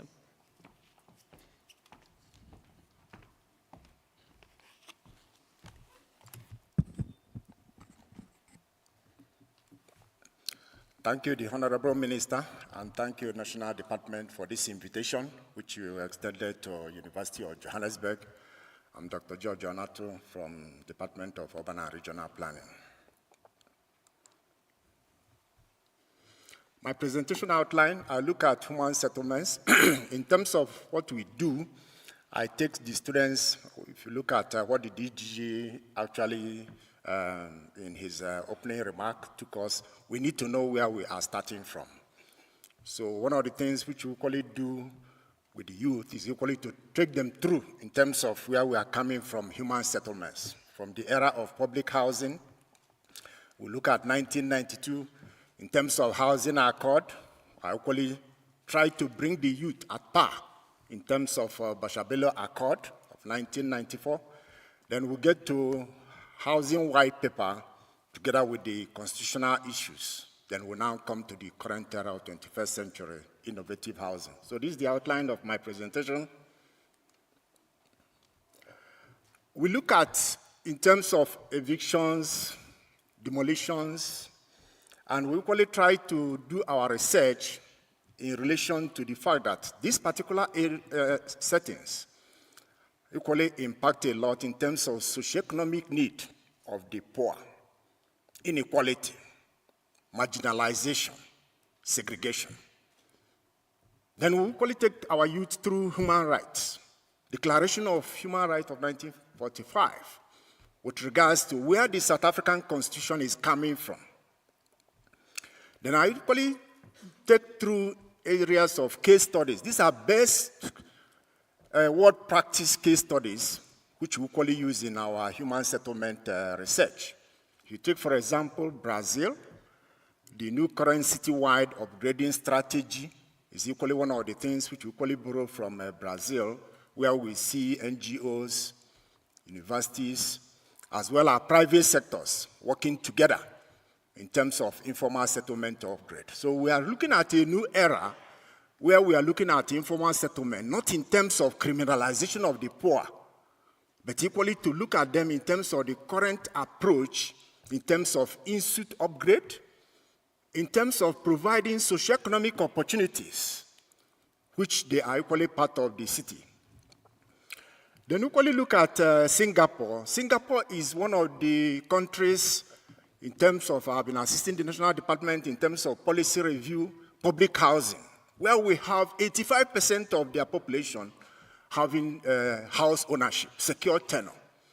So we take our students through those best areas in terms of case studies to be able to understand that these are some of the areas of which they can now be able to assist in terms of policy review and our legislation.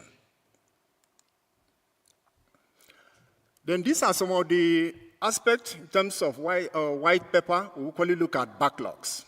Housing as a human right, constitution, that everybody should have access to housing, and the state should use all legislative measures, and nobody should be evicted from their home without the order of court.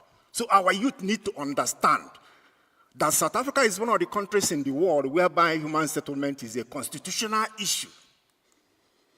Then we equally look at innovative building technologies or innovative building system. I'm happy Refilwe has already touched on this. Modular housing. Henny is not here. Then equally in terms of new smart cities and designs, And disaster preparedness. The case of what happened in KZN is something we probably need to look into in terms of our research. Capacity building. We look at leveraging capacity NGOs. I have a student. Please, if you are my student here, can you stand up quickly? Adele is here, George is here, and then Chantla. These are students who are equally doing research, NGOs. They are equally looking at how to strengthen building plan approval, especially human settlements. Then we are looking at a current era. This is a period of human settlement practitioners to take a center stage, especially when you look at SDG 2 and the new urban agenda, which we all signed in Quito in 2016. Then equally look at our institutions. We have a master's program, which is the first flagship, which we are teaching together with the University of Zimbabwe, which I'm the person who is actually driving that process. And in this particular area, we equally see how we can equally be able to enhance, to upscale in terms of knowledge creations. Sponsorship, I'm happy the minister as well as the DG, they have equally touched on it. We're equally looking to see how we can support the youth, especially for master's bursaries, PhD programs, which most of them, they equally find it very difficult in terms of completing their studies at recorded times. So this is my last slide, where I now reflect on one of the key words of philosophers of Singapore governing body, which says, we need to think ahead. We need to think again. And we equally need to think across both the private sector, the public sector, as well as NGO, together with all stakeholders. We are all in the same basket, and we need to work together. Thank you.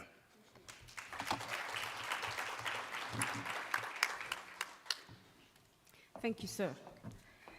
And at this stage, I would just like to see if there is anyone in the room who has anything further to add, either via a question to one of the presentations. I see your hand at the back, so thank you. Or there's a couple of hands. Okay, so we will take just a brief 10 minutes or so just for questions. So can I just encourage us all to try be as brief as possible in the delivery of your questions so we can get through as many as is possible. Can you put your hands up again just so that the ushers who do have the mics can come to you? Okay.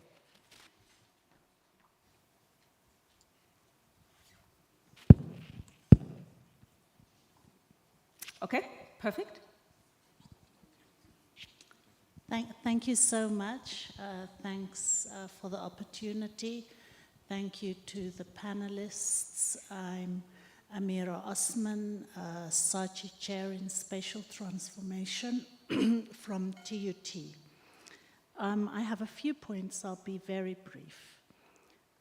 We need experimental pilot projects that are implemented with diverse partners. And then we need to identify the successful pilots and roll it out at scale. I'm hoping, there wasn't reference to it today, but there's too much reference to a housing ladder. I would like us to rather start referring to a vibrant, functioning, and diverse housing ecosystem. My fourth point, a house unit, however innovative, will not solve the housing problem. My fifth point, housing does not imply houses. We're looking for multifamily, multi-story, multifunctional structures, catering for diverse income levels within the same development. Housing is about food production, public space, parks, wastewater management. A home could also be a bed. We need to think about that. We need to shift our thinking and practice away from approaches that address specific people with specific housing products or typologies. Rather, we need systems and a financial infrastructure that generates a diversity in offerings addressing diverse needs. This system needs to be self-regulating in a well-functioning housing ecosystem. I hope that just adds a little bit of extra items to the conversation. Thank you so much. Thank you. Thank you, ma'am. It does. So there's a couple of hands. Okay, we'll take, Thank you very there's a much. gentleman there at the back first. Thank you very much. I'll try and be brief.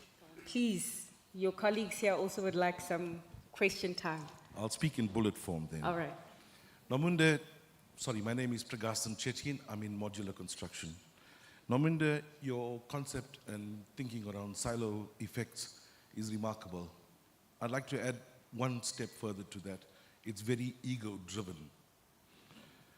Elliot, let the people build. Brilliant. There's a fantastic international model called Patrimonia Hoy in Mexico. It actually turned out to be a financial model, Harvard Business Studies, fantastic academic studies. If we can replicate that in South Africa, it will be fantastic. Refilwe, 3D printing. The future is about innovation, and innovation is about change. It's as simple as that. How's that for brief? Perfect. Perfect. Thank you so much. And great listening skills there to provide feedback on the bulk of the presentations. The next hand? All right, ma'am. Good morning, everyone. My name is Rosenda Hendrickse. I'm from the Department of Public Administration and Governance at the Cape Peninsula University of Technology. Thank you for wonderful presentations. What I note is that research discussed here happens in silos. So we have to move away from isolated research and start focusing on transdisciplinary approaches to research where different disciplinaries give input into the construction of human settlements. And the elephant in the room that no one has touched upon this morning is construction mafias and the impact they have on hampering the delivery of houses. And I will just leave it there. Thank you. Mm-hmm. Thank you. I do know that is one of the sort of the major points and major agendas that the government, the new minister says he's targeting. Notwithstanding the point that you do make is very valid. Thank you. The next. Thank you very much. All right. Tani Fifi. Mine is based on what has been said here, especially from the strategy that is going to, zoom into funding those that are doing masters and PhD. I want to propose that in as much as we may like, ice cream, but we need as well to consider what made this ice cream so delicious. It's the good pasture that this cow was grazing on a daily basis. And perhaps even the shepherd might have contributed to that. I'm driving to a point that I propose that let's review this strategy of funding, including, and as well as, getting the creme de la creme from the grade 11s, 12s, groom them to follow a junior degree in human settlements, honors degree in human settlements.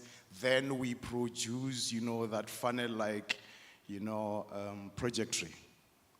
For us to have the funding for masters and PhD will not have much. Well, I didn't ask the gatekeeper, the security there, but most of us here have, aged. And if you check from the universities, how many students are doing human settlements related studies are very meek. So I propose, I know that Rome wasn't built in one day, but it was seen in one day. Thank you. Okay, thank you. We'll take the last question there before we do wrap up and move on to some closing remarks. Thanks, ma'am. Good morning, everybody. My name is Edith Simpi. I'm from Central University of Technology in the Free State. Thank you very much for all the presentations. I think mine is just want to make an input to the recommendations, especially if we want to take advantage of our youth as in student and postgraduate students, that in support of the strategy today that we recommend that there should be what we call some kind of a postgraduate or student chapter, which is aligned to the strategy. And the student chapter in its own will sustain the strategy in terms of once the student has left the university, that initiatives remain and can be sustained by universities. And secondly, to say some of the programs which should be taking place under the student chapter, it's more of an annual call, the same as what is done by NRF, to students, to give them a platform where the students in South Africa can get together and come have a discussion about their research, but most importantly, to understand the policies which come from government, because sometimes it's the misunderstanding of the policies and the lack of correct implementation that perceptions are, policies are not working. Thank you very much.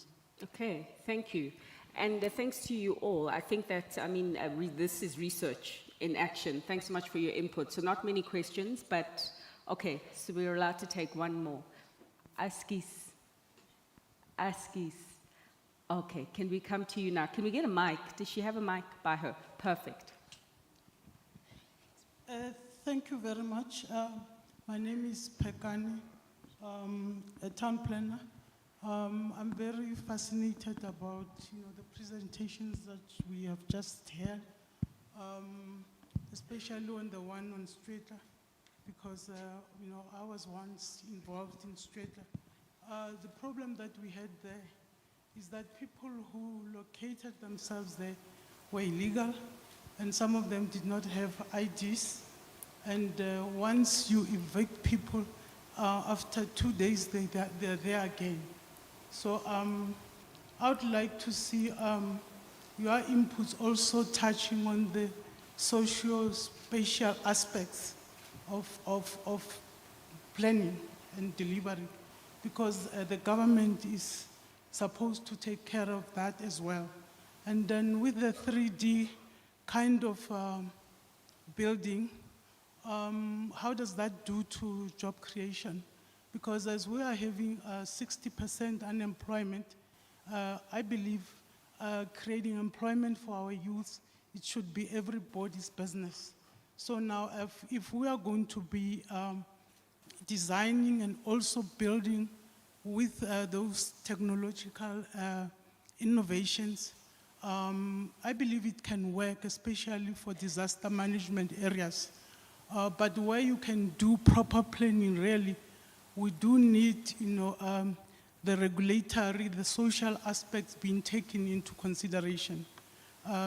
Given that people just locate themselves on dolomitic areas, environmentally not conducive areas, and without, stand numbers and not even being permitted to live there.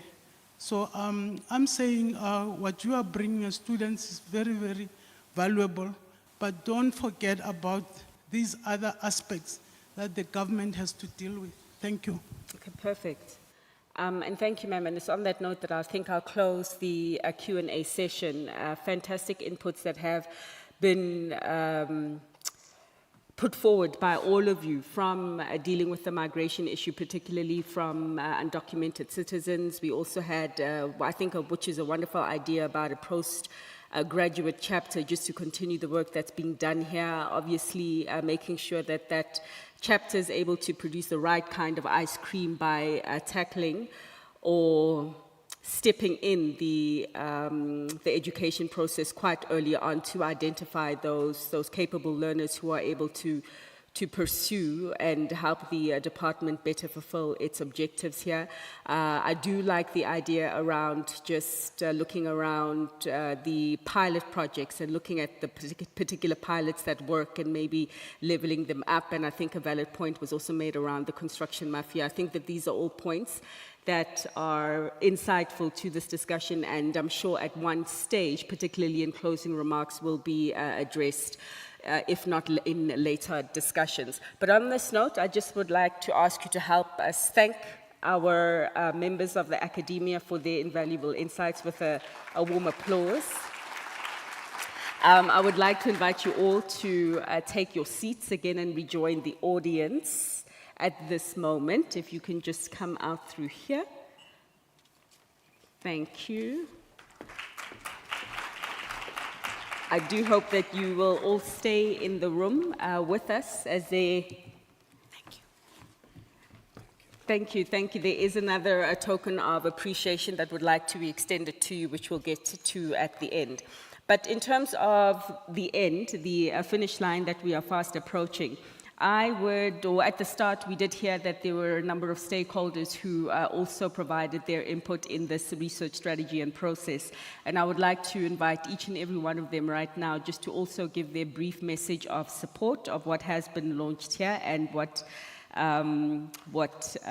the hopes that are in place for the future. So can the following individuals please join me on stage? Dr. Zolani Josi, from the National Research Foundation, the Director of Knowledge Advancement and Support. Also, Mr. Mahlubi, Chief Mabizela, from the University of South Africa, the Director there, Operations and Sector Support. Can we also have Ms. Selailo Ramohlale, who will be representing the CEO of the Council for Scientific and Industrial Research, for the message of support from the CSIR. Professor Sarah Muswatsa. Professor Sarah Muswatsa, she's coming from the Human Science Research Council, the Chief Executive Officer. Dr. Johannes Malaudzi. You're here, sir. Thank you, from the South Africa Planners Institute. Also, Mr. Edward Molopi. Is Mr. Edward in the room with us? He's coming. He's representing the Habitat International Coalition.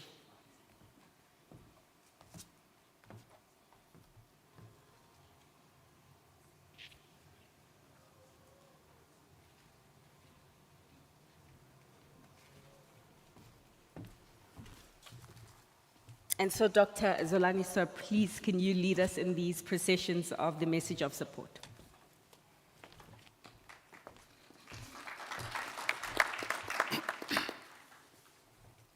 Honorable Minister, all the MECs, I think there are 2 MECs, DG, honorable guest, ladies and gentlemen, good afternoon. The NRF is delighted to be one of the organizations that has been identified to partner with the Department of Human Settlements in developing and implementing this research strategy. The strategic objectives of this strategy, specifically the development of policies informed by data and development of knowledge hub, are aligned to the key functions of the NRF. And I think the minister also mentioned the issue of policies that needs to be informed by data. And some of these key functions that the NRF actually is playing a role in, and will also play a role in supporting the strategy, is advancing knowledge through research and innovation support, human capital development, through funding of postgraduate students and researchers in all the South African public universities, as well as the science councils, a translation of research findings to practical applications that benefit society.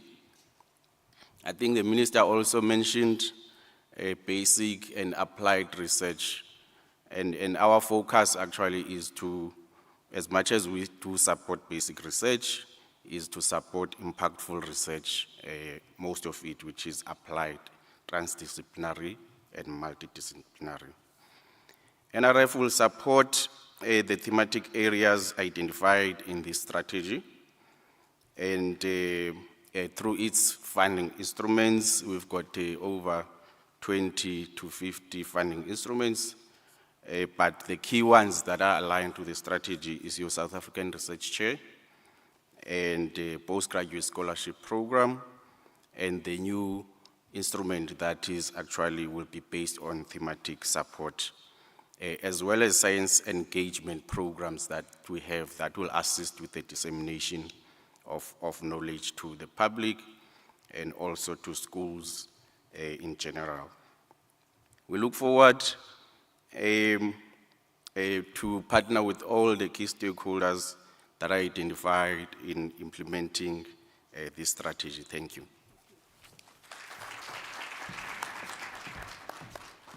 Okay, thank you so much. And before we continue, can I just also ask that you check your pockets and your bags. If you are missing a set of car keys, I have them.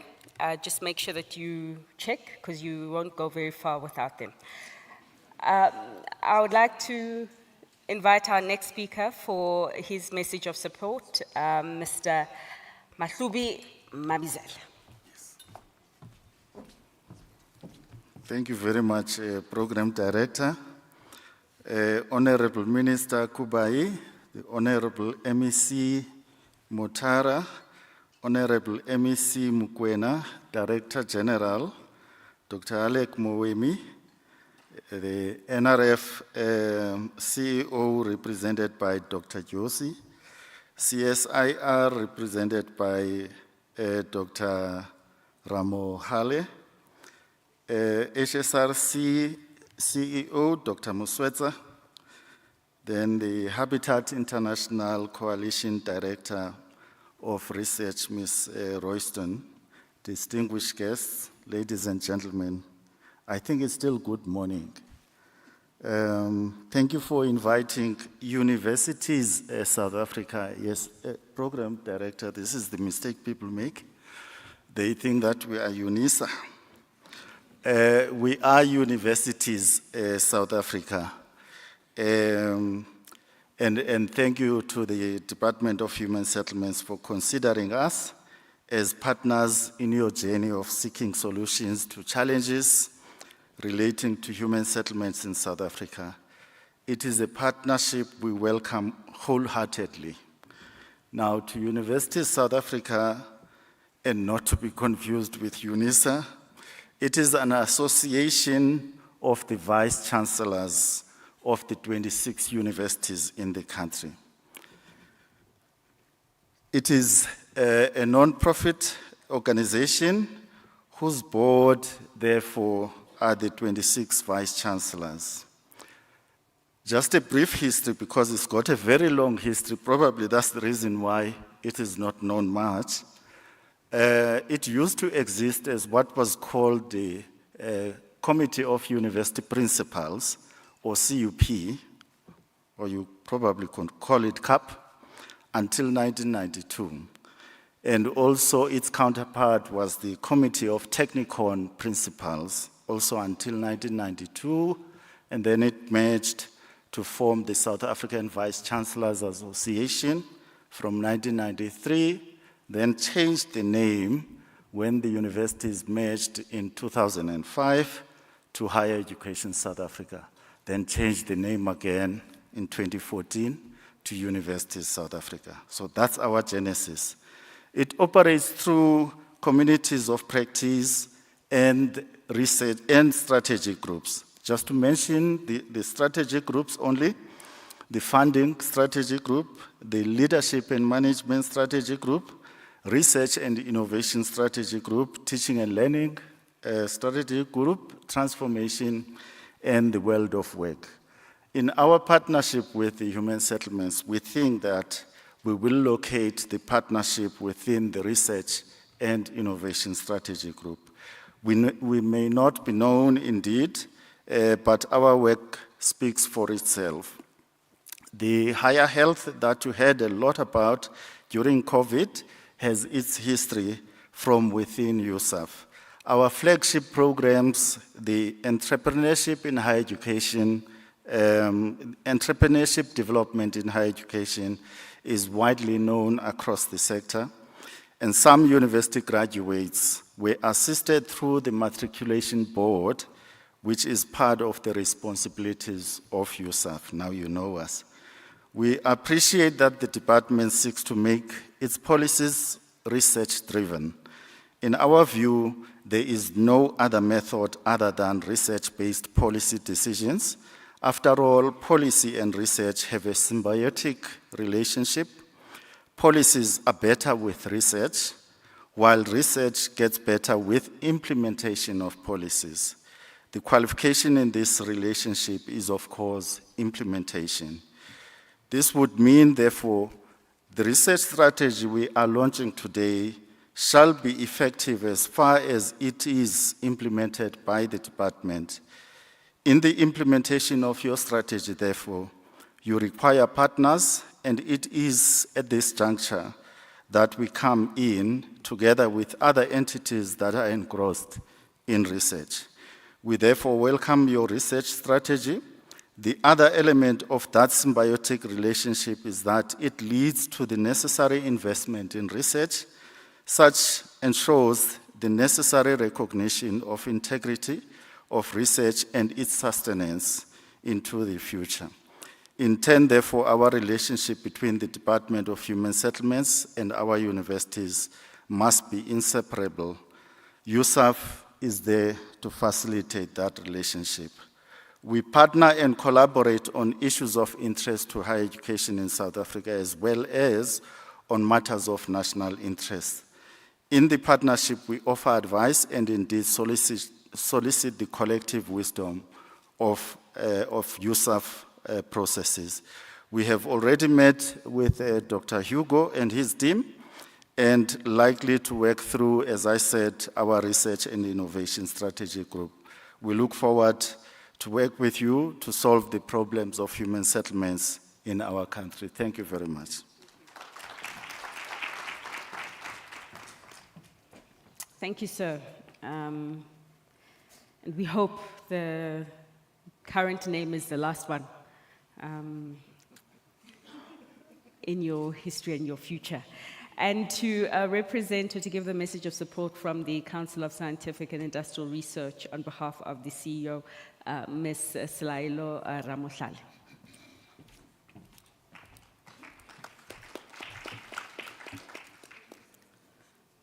Thank you, Program Director. Greetings to the Honorable Minister Kubai, Honorable MECs, the leadership of the Department of Human Settlements at national and in provinces, the leadership of the entities of the Department of Human Settlements, the leadership of various research councils, ladies and gentlemen and distinguished guests.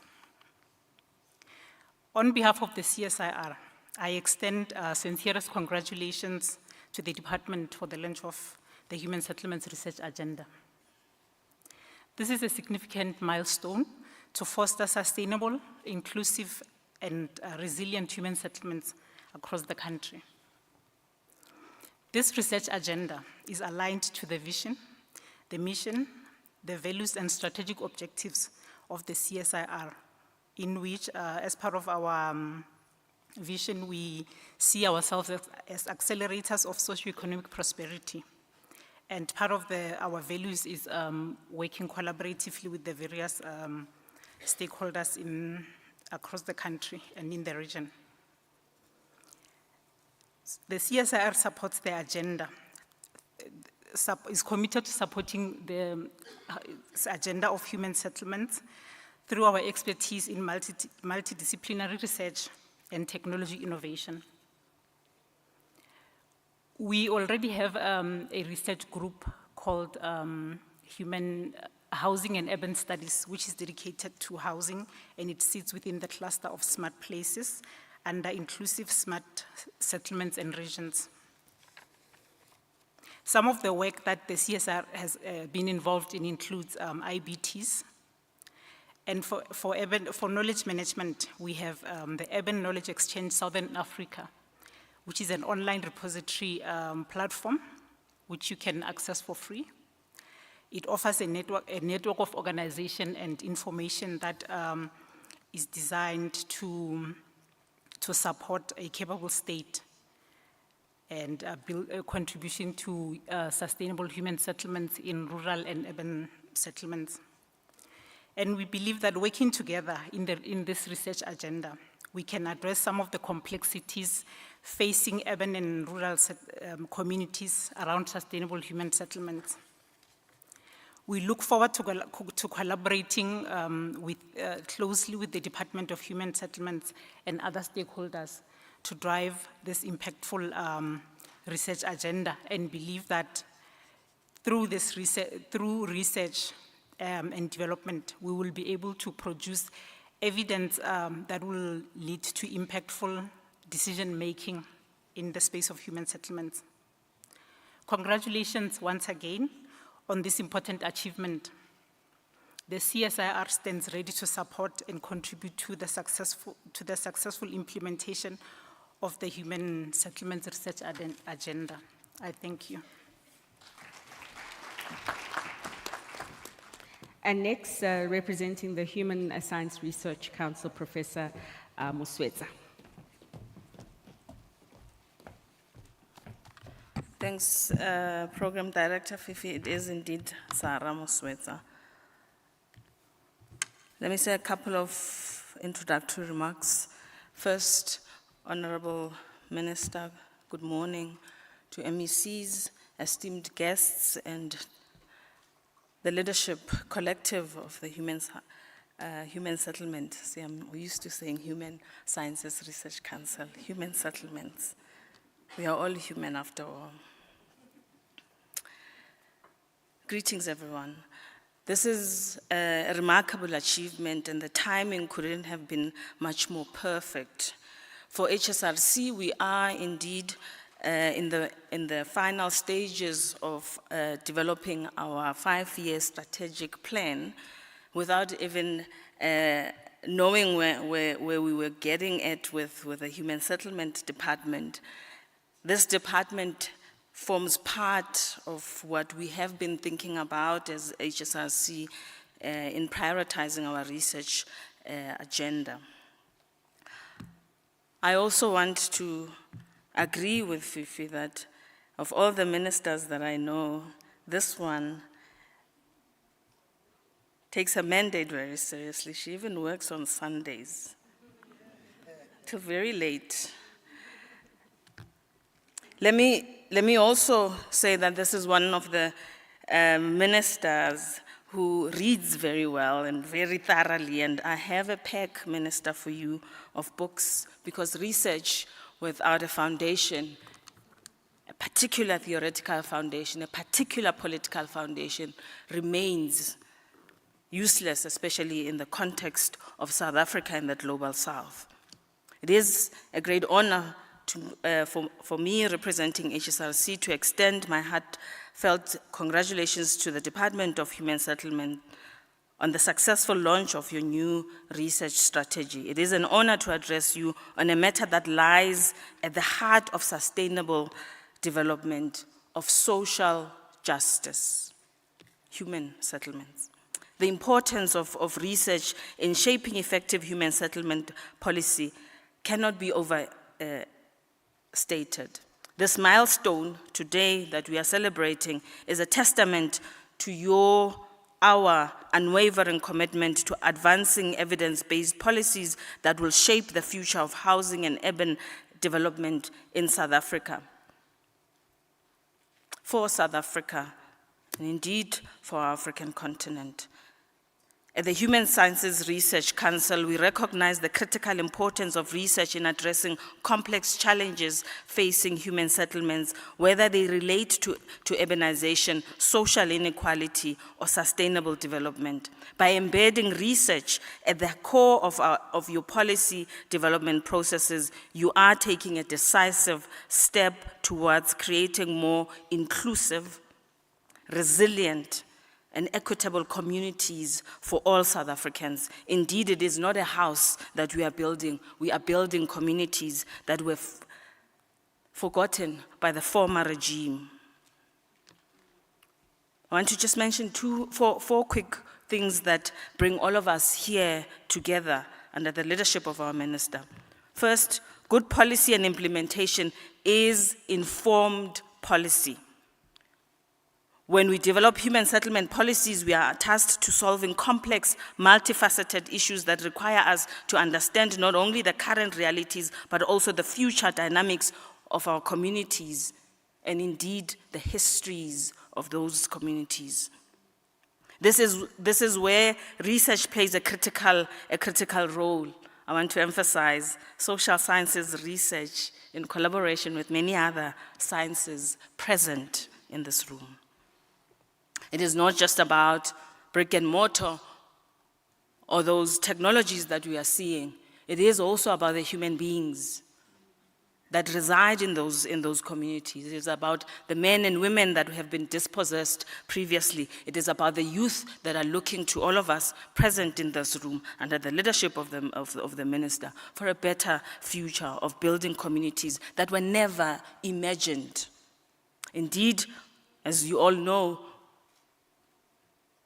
as I look in this room, 99% of us were supposed to be in Nkofimvaba, happy in some rural areas, and never part of a very vibrant Soweto community.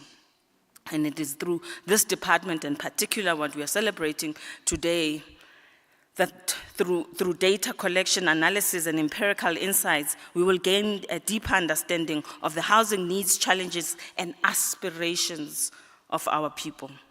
Evidence-based research ensures that policy decisions are not based on assumptions or outdated practices, but are instead grounded in facts driven by the realities on the ground and capable of addressing contemporary challenges such as inequality, poverty, and indeed unemployment,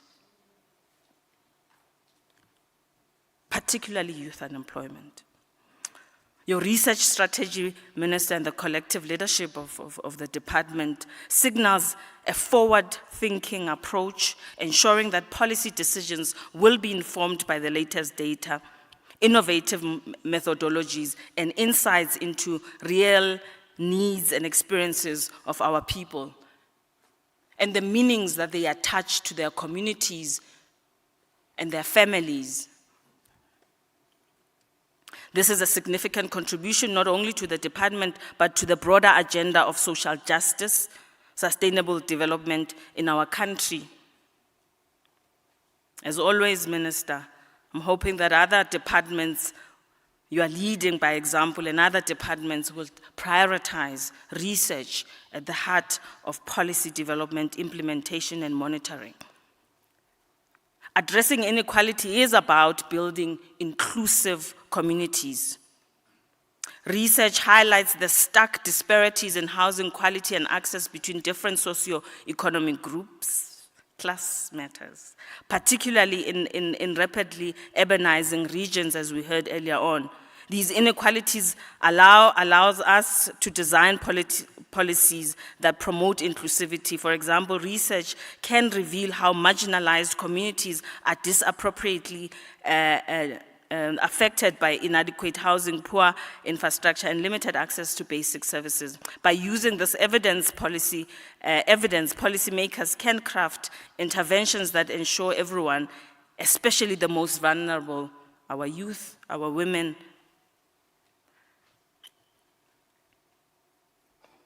human settlements, as I conclude, human settlements policies should integrate sustainability principles, as today we mark the important agenda of housing and human settlements. In the age of climate change, it is crucial that human settlement policies integrate sustainability principles, research into innovative building technologies, green infrastructure. Energy-efficient housing models provide the foundation for policies that align with global environmental goals. One of the great strengths of research is its ability to look ahead and predict future challenges and opportunities. One of the great strengths, therefore, is what we are celebrating today. This foresight is essential in human settlements, where policy decisions taken today can have far-reaching consequences for generations to come. I don't want to overemphasize the point that have been made: collaboration, collaboration, collaboration, innovation through research. As the HSRC, we look forward to collaborating and working and continue working with the Department of Human Settlement in implementing this strategy, drawing on our shared commitment to research excellence and a common vision for creating transformative change in housing and human settlements. Once again, congratulations, Honorable Minister and your team, on this remarkable achievement. We are excited as the HSRC about the future and the important role that research will play in shaping policies that positively impact the lives of millions of women and youth and South Africans. I thank you. Thank you, Professor. And to share the brief remarks of the South African Planners Institute, Dr. Mulaudzi.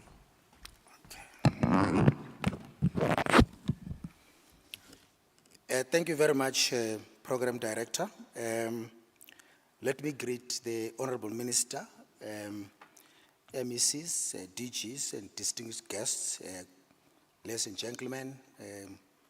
Good afternoon. You know, the disadvantage of coming at the end, you know, they've taken my speech. But anyway, as SAPI, we are honored to be part of the special launch of the much needed human settlement strategy. We are encouraged by the prospects of what this initiative seeks to achieve. The continuous development planning and housing challenges tells us that there is a need to consider research as a foundation for any intervention. To this end, the introduction of the Human Settlement Research Strategy is more appropriate to be undertaken now than later.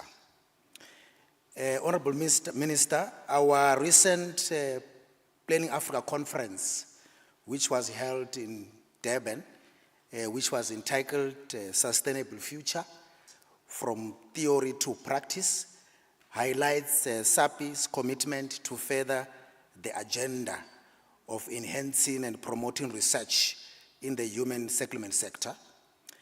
As the keynote speaker, Honorable Minister, I believe that you have got the first-hand knowledge of our commitment to create sustainable and integrated human settlements within our current context.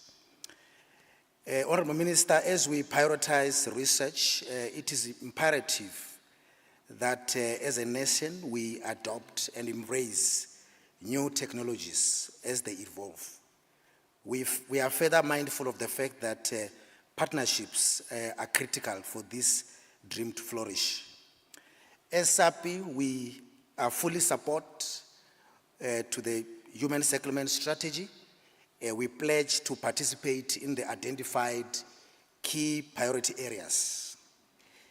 As a non-profit voluntary organization which aims to promote the planning profession, we commit to mobilize our members across all sectors of planning, from private sector, public sector, academia, NGO, CBOs. We are looking forward to the implementation of the Human Settlement Research Strategy. I thank you. Thank you, sir. And of course, last but not least, speaking on behalf of the Habitat International Coalition, Mr. Edward Mulupi. Thank you. Thank you, Program Director. Let me align myself with the greetings that have been passed.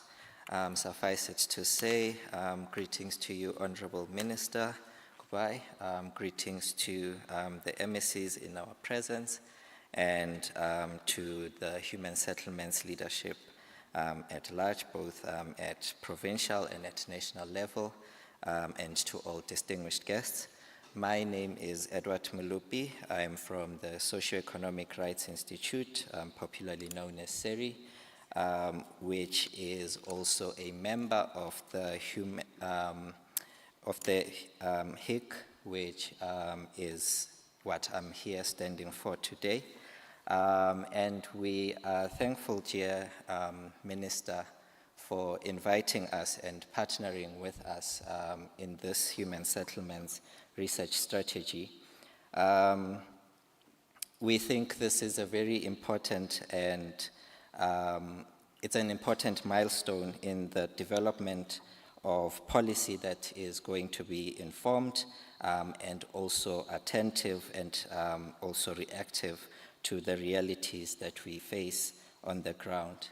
We look forward to partnering with you, particularly as the communities that are affected by the housing need and the housing crisis, not only just as participants for research purposes in terms of research subjects, but also as producers of knowledge, recognizing the agency that communities have in order to put through their lived experiences in informing policy and ensuring that all that we have lived with and our experiences find proclamation and find relevance within the research that is being conducted.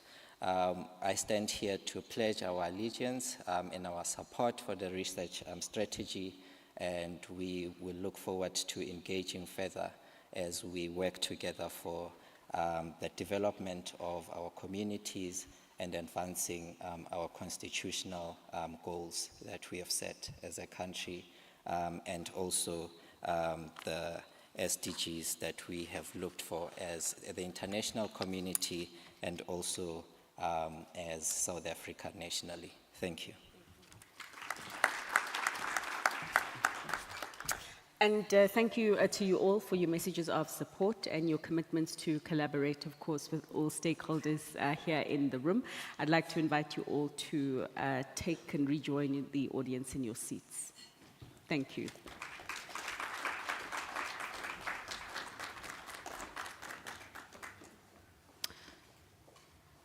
Wonderful. And so, yes, sir. Oh, it's your keys. What keys are they? No, sir. I've got them. I'll give it to you in just a short while. So we have come to almost the end of the program for today. In a very short while, you will be able to enjoy your lunch just out there, I believe, where we have been taking all our treats. And you'll be able to continue with the conversation of collaboration and networking with fellow stakeholders. But before we get there, just to help us understand what next, now the strategy has been launched and we've heard the various inputs, what the way forward is. I would like to hand over to the next speaker who will be leading us in the conclusion section of today's event. And we saw the MEC a little bit before, but we never heard from the MEC, and now we have an opportunity to both see and hear from the MEC. Mokoena of the Free State, sir. MEC Mokoena. Oh, he did hear me. The stage is yours, sir. Thank you.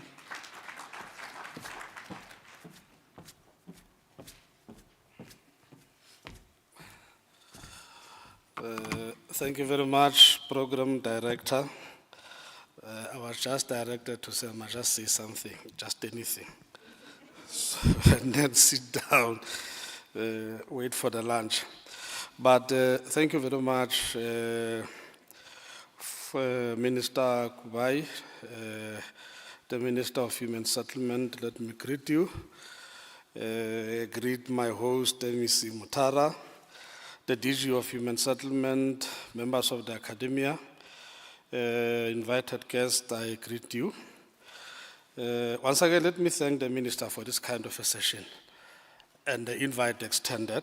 Let me also appreciate the presentation made by the DG as well as members of the academia, including the messages by the partners identified. Research-driven human settlement is key for the creation of modern, productive settlement that are necessary for a decent living. The session of today demonstrates a combination of research, technology, and innovation that is key to building cities of the future. This is one of those critical steps to answer the pressing needs of settlement in relation to challenges of land availability in metropolitan areas. Innovative interventions driven by research and technology is central if we are to build for the future. Human habitat has always been dynamic and responsive to the conditions of their time, and in our case, as we respond to the future habitat challenges, we must factor elements of increased adverse climatic conditions that we see today. At the policy level, we must answer the question of how youth see the future, and in this space, at the policy level, we must answer the question of how the youth sees the future in the space, as we see represented by the type of innovations that are beginning to emerge in the sector. Our planning must answer the integration of both settlement and production centers, as opposed to the past separation of the two, with severe economic impact on the poor and the working class. Going forward, we must answer how do we build in a manner that allows commerce and industry to function and grow in a way that enables productive settlement. How can research and innovation help to unleash the township economy that is still constrained by the historical planning? This work here must ensure that we build a future in a manner that enables economic life of our settlement. At the policy level and various levels, require this work if we are to solve productive settlement where even the poor can live and work in a manner desirable for a decent living. More conversation with identified partners is critical at all levels of government if we are to achieve sustainability. Minister, I would like to thank you for this initiative and hope that the sessions of this nature can be expanded and regularized to measure progress we are making as a society. Once again, thank you very much and thanks for the invite extended. Thank you.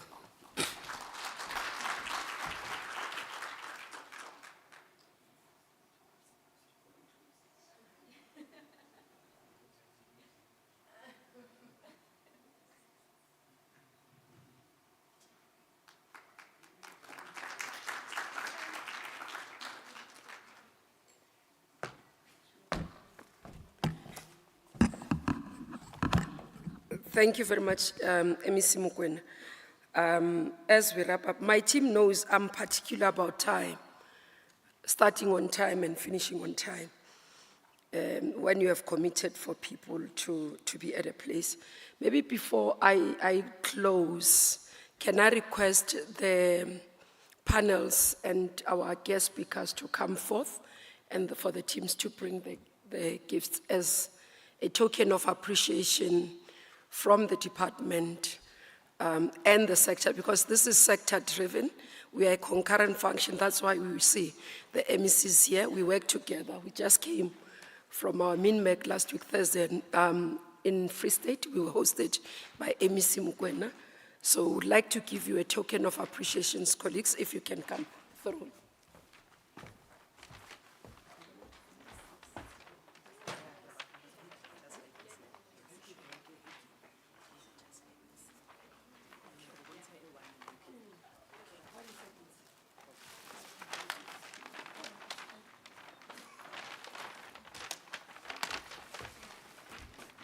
I'm not so sure you are like me where you have to declare. So when I get anything, I must declare. So if it's declaration, I hope it falls within the categories.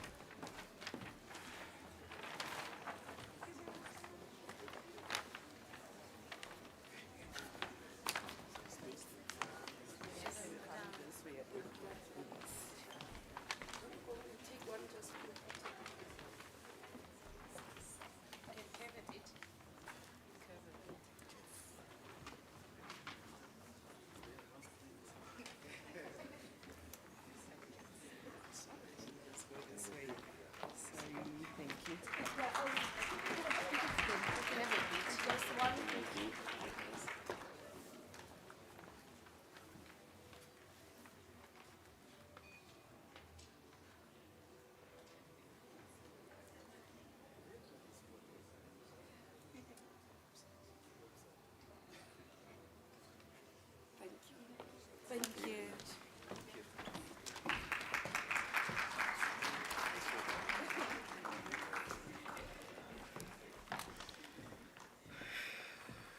Thank you very much, colleagues. I think it's just a token of appreciation to those who continue to help us be able to fulfill our work. There are just one or two things that I thought before we close I can reflect upon that are critical. One of the colleagues spoke about the issue of construction mafia, which is, he called it the elephant in the room. I've had sessions, especially with women. One, we had women in Daba, in Kimberley, and part of what came out of that in Daba was the issue of construction mafias, affecting especially our women contractors, but more so as an issue that affects the budgeting process, where contractors now have to put, in terms of their work, funds for security. And that has been an issue that has been flagged with us as government to have to deal with. We are currently talking to the security cluster. There's work that is started to be put together. We're hoping that we'll start seeing action, but also response in that regard, so that we are able to build better and faster and within budget. So it's not something that we've put at the back. We didn't prioritize highlighting it in this session because we always talk about it, and therefore we will deal with it. I was excited to hear Mr. Lidiga when he talked about building a smart village. So we agreed with Emisi Mutara. He's got a meeting with Johannesburg tomorrow. So one of the issues I said, please ask them where is the progress, because I didn't see it in their business plan. So you have literally put them on the map. I will be looking for it in their business plan if they have committed that way, so that we can see the work being done.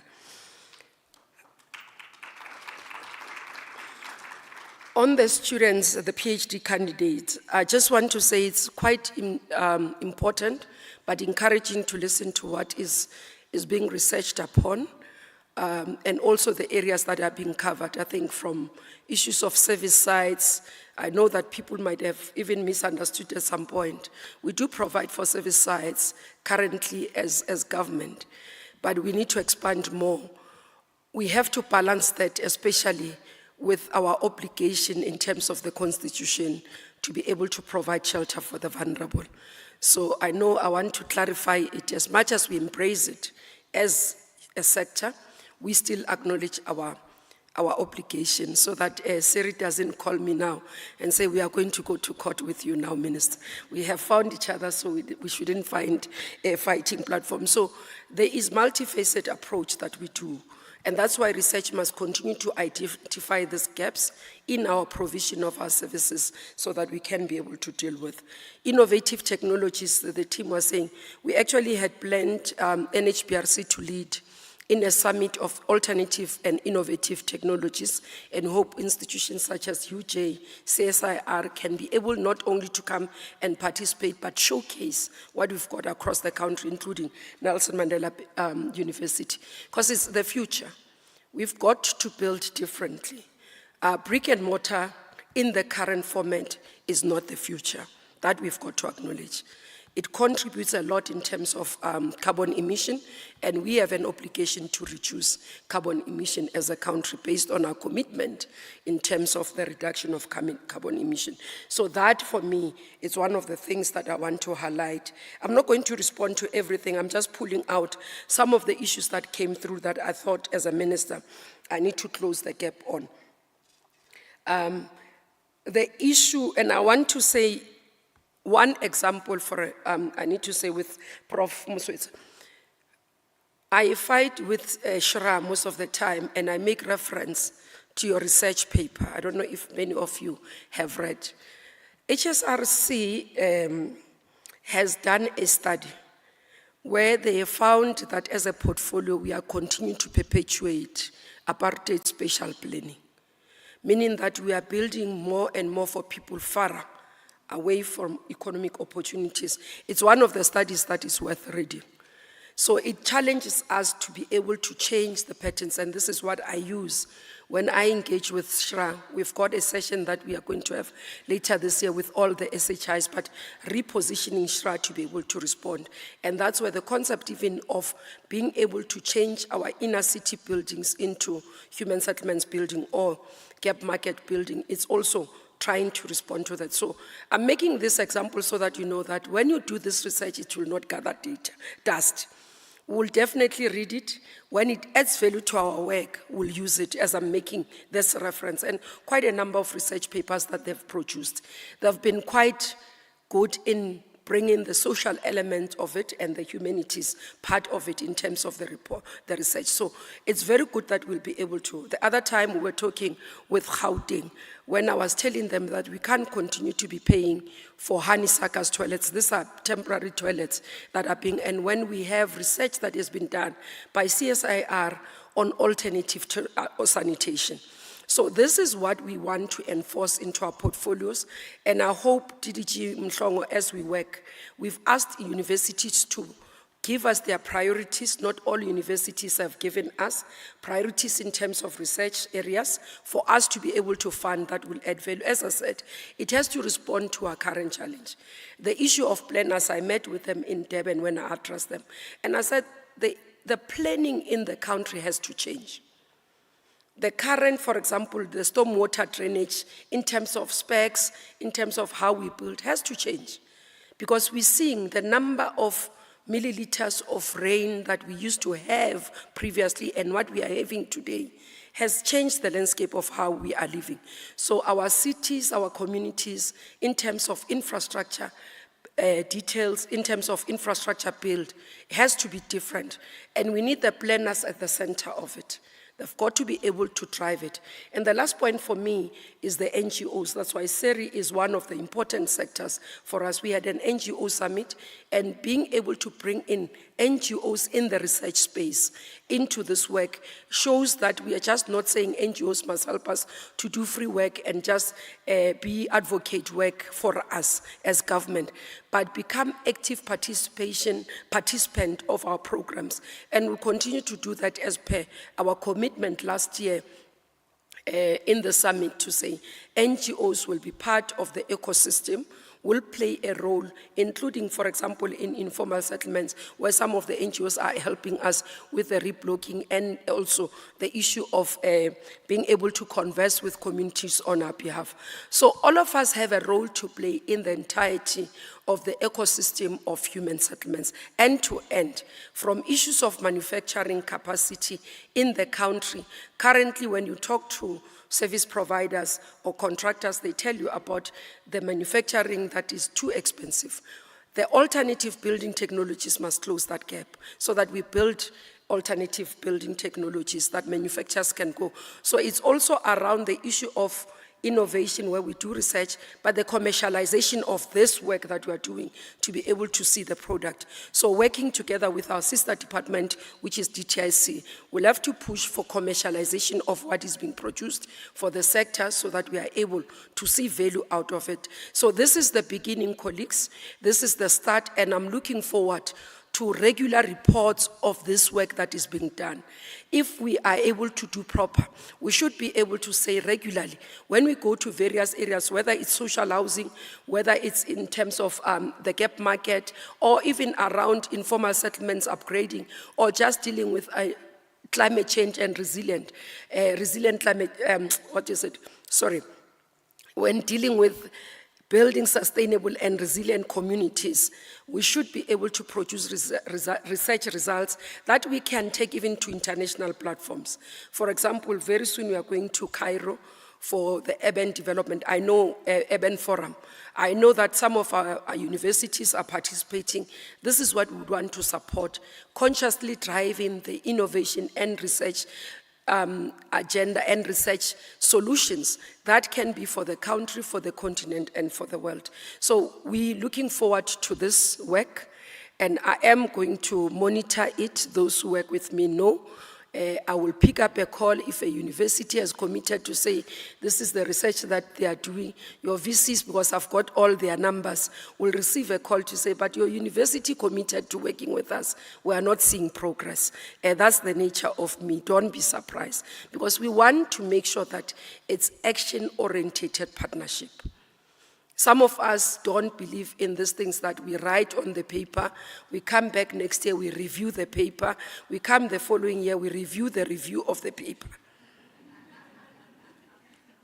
Because sometimes as South Africans, we have that sickness. We have a paper that we have developed, we review it after some time, and then we gather to reviewing of the paper. It has to be action-orientated for us to see the results. And this is not for us, but it's for South Africans. In order for us to fulfill our mandate as a sector, as the Department of Human Settlements, that's what it requires us, to be action-orientated. Thank you very much, and thank you for joining us.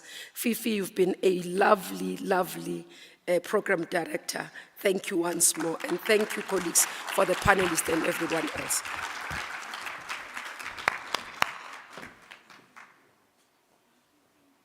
Thank you, colleagues. I just have one last message, and that is to tell you exactly where lunch will be. It will be in the restaurant outside, so please do make your way there as you do continue conversations, the networking, the walking and the talking of all the action that is required. Thank you, and have a great day further.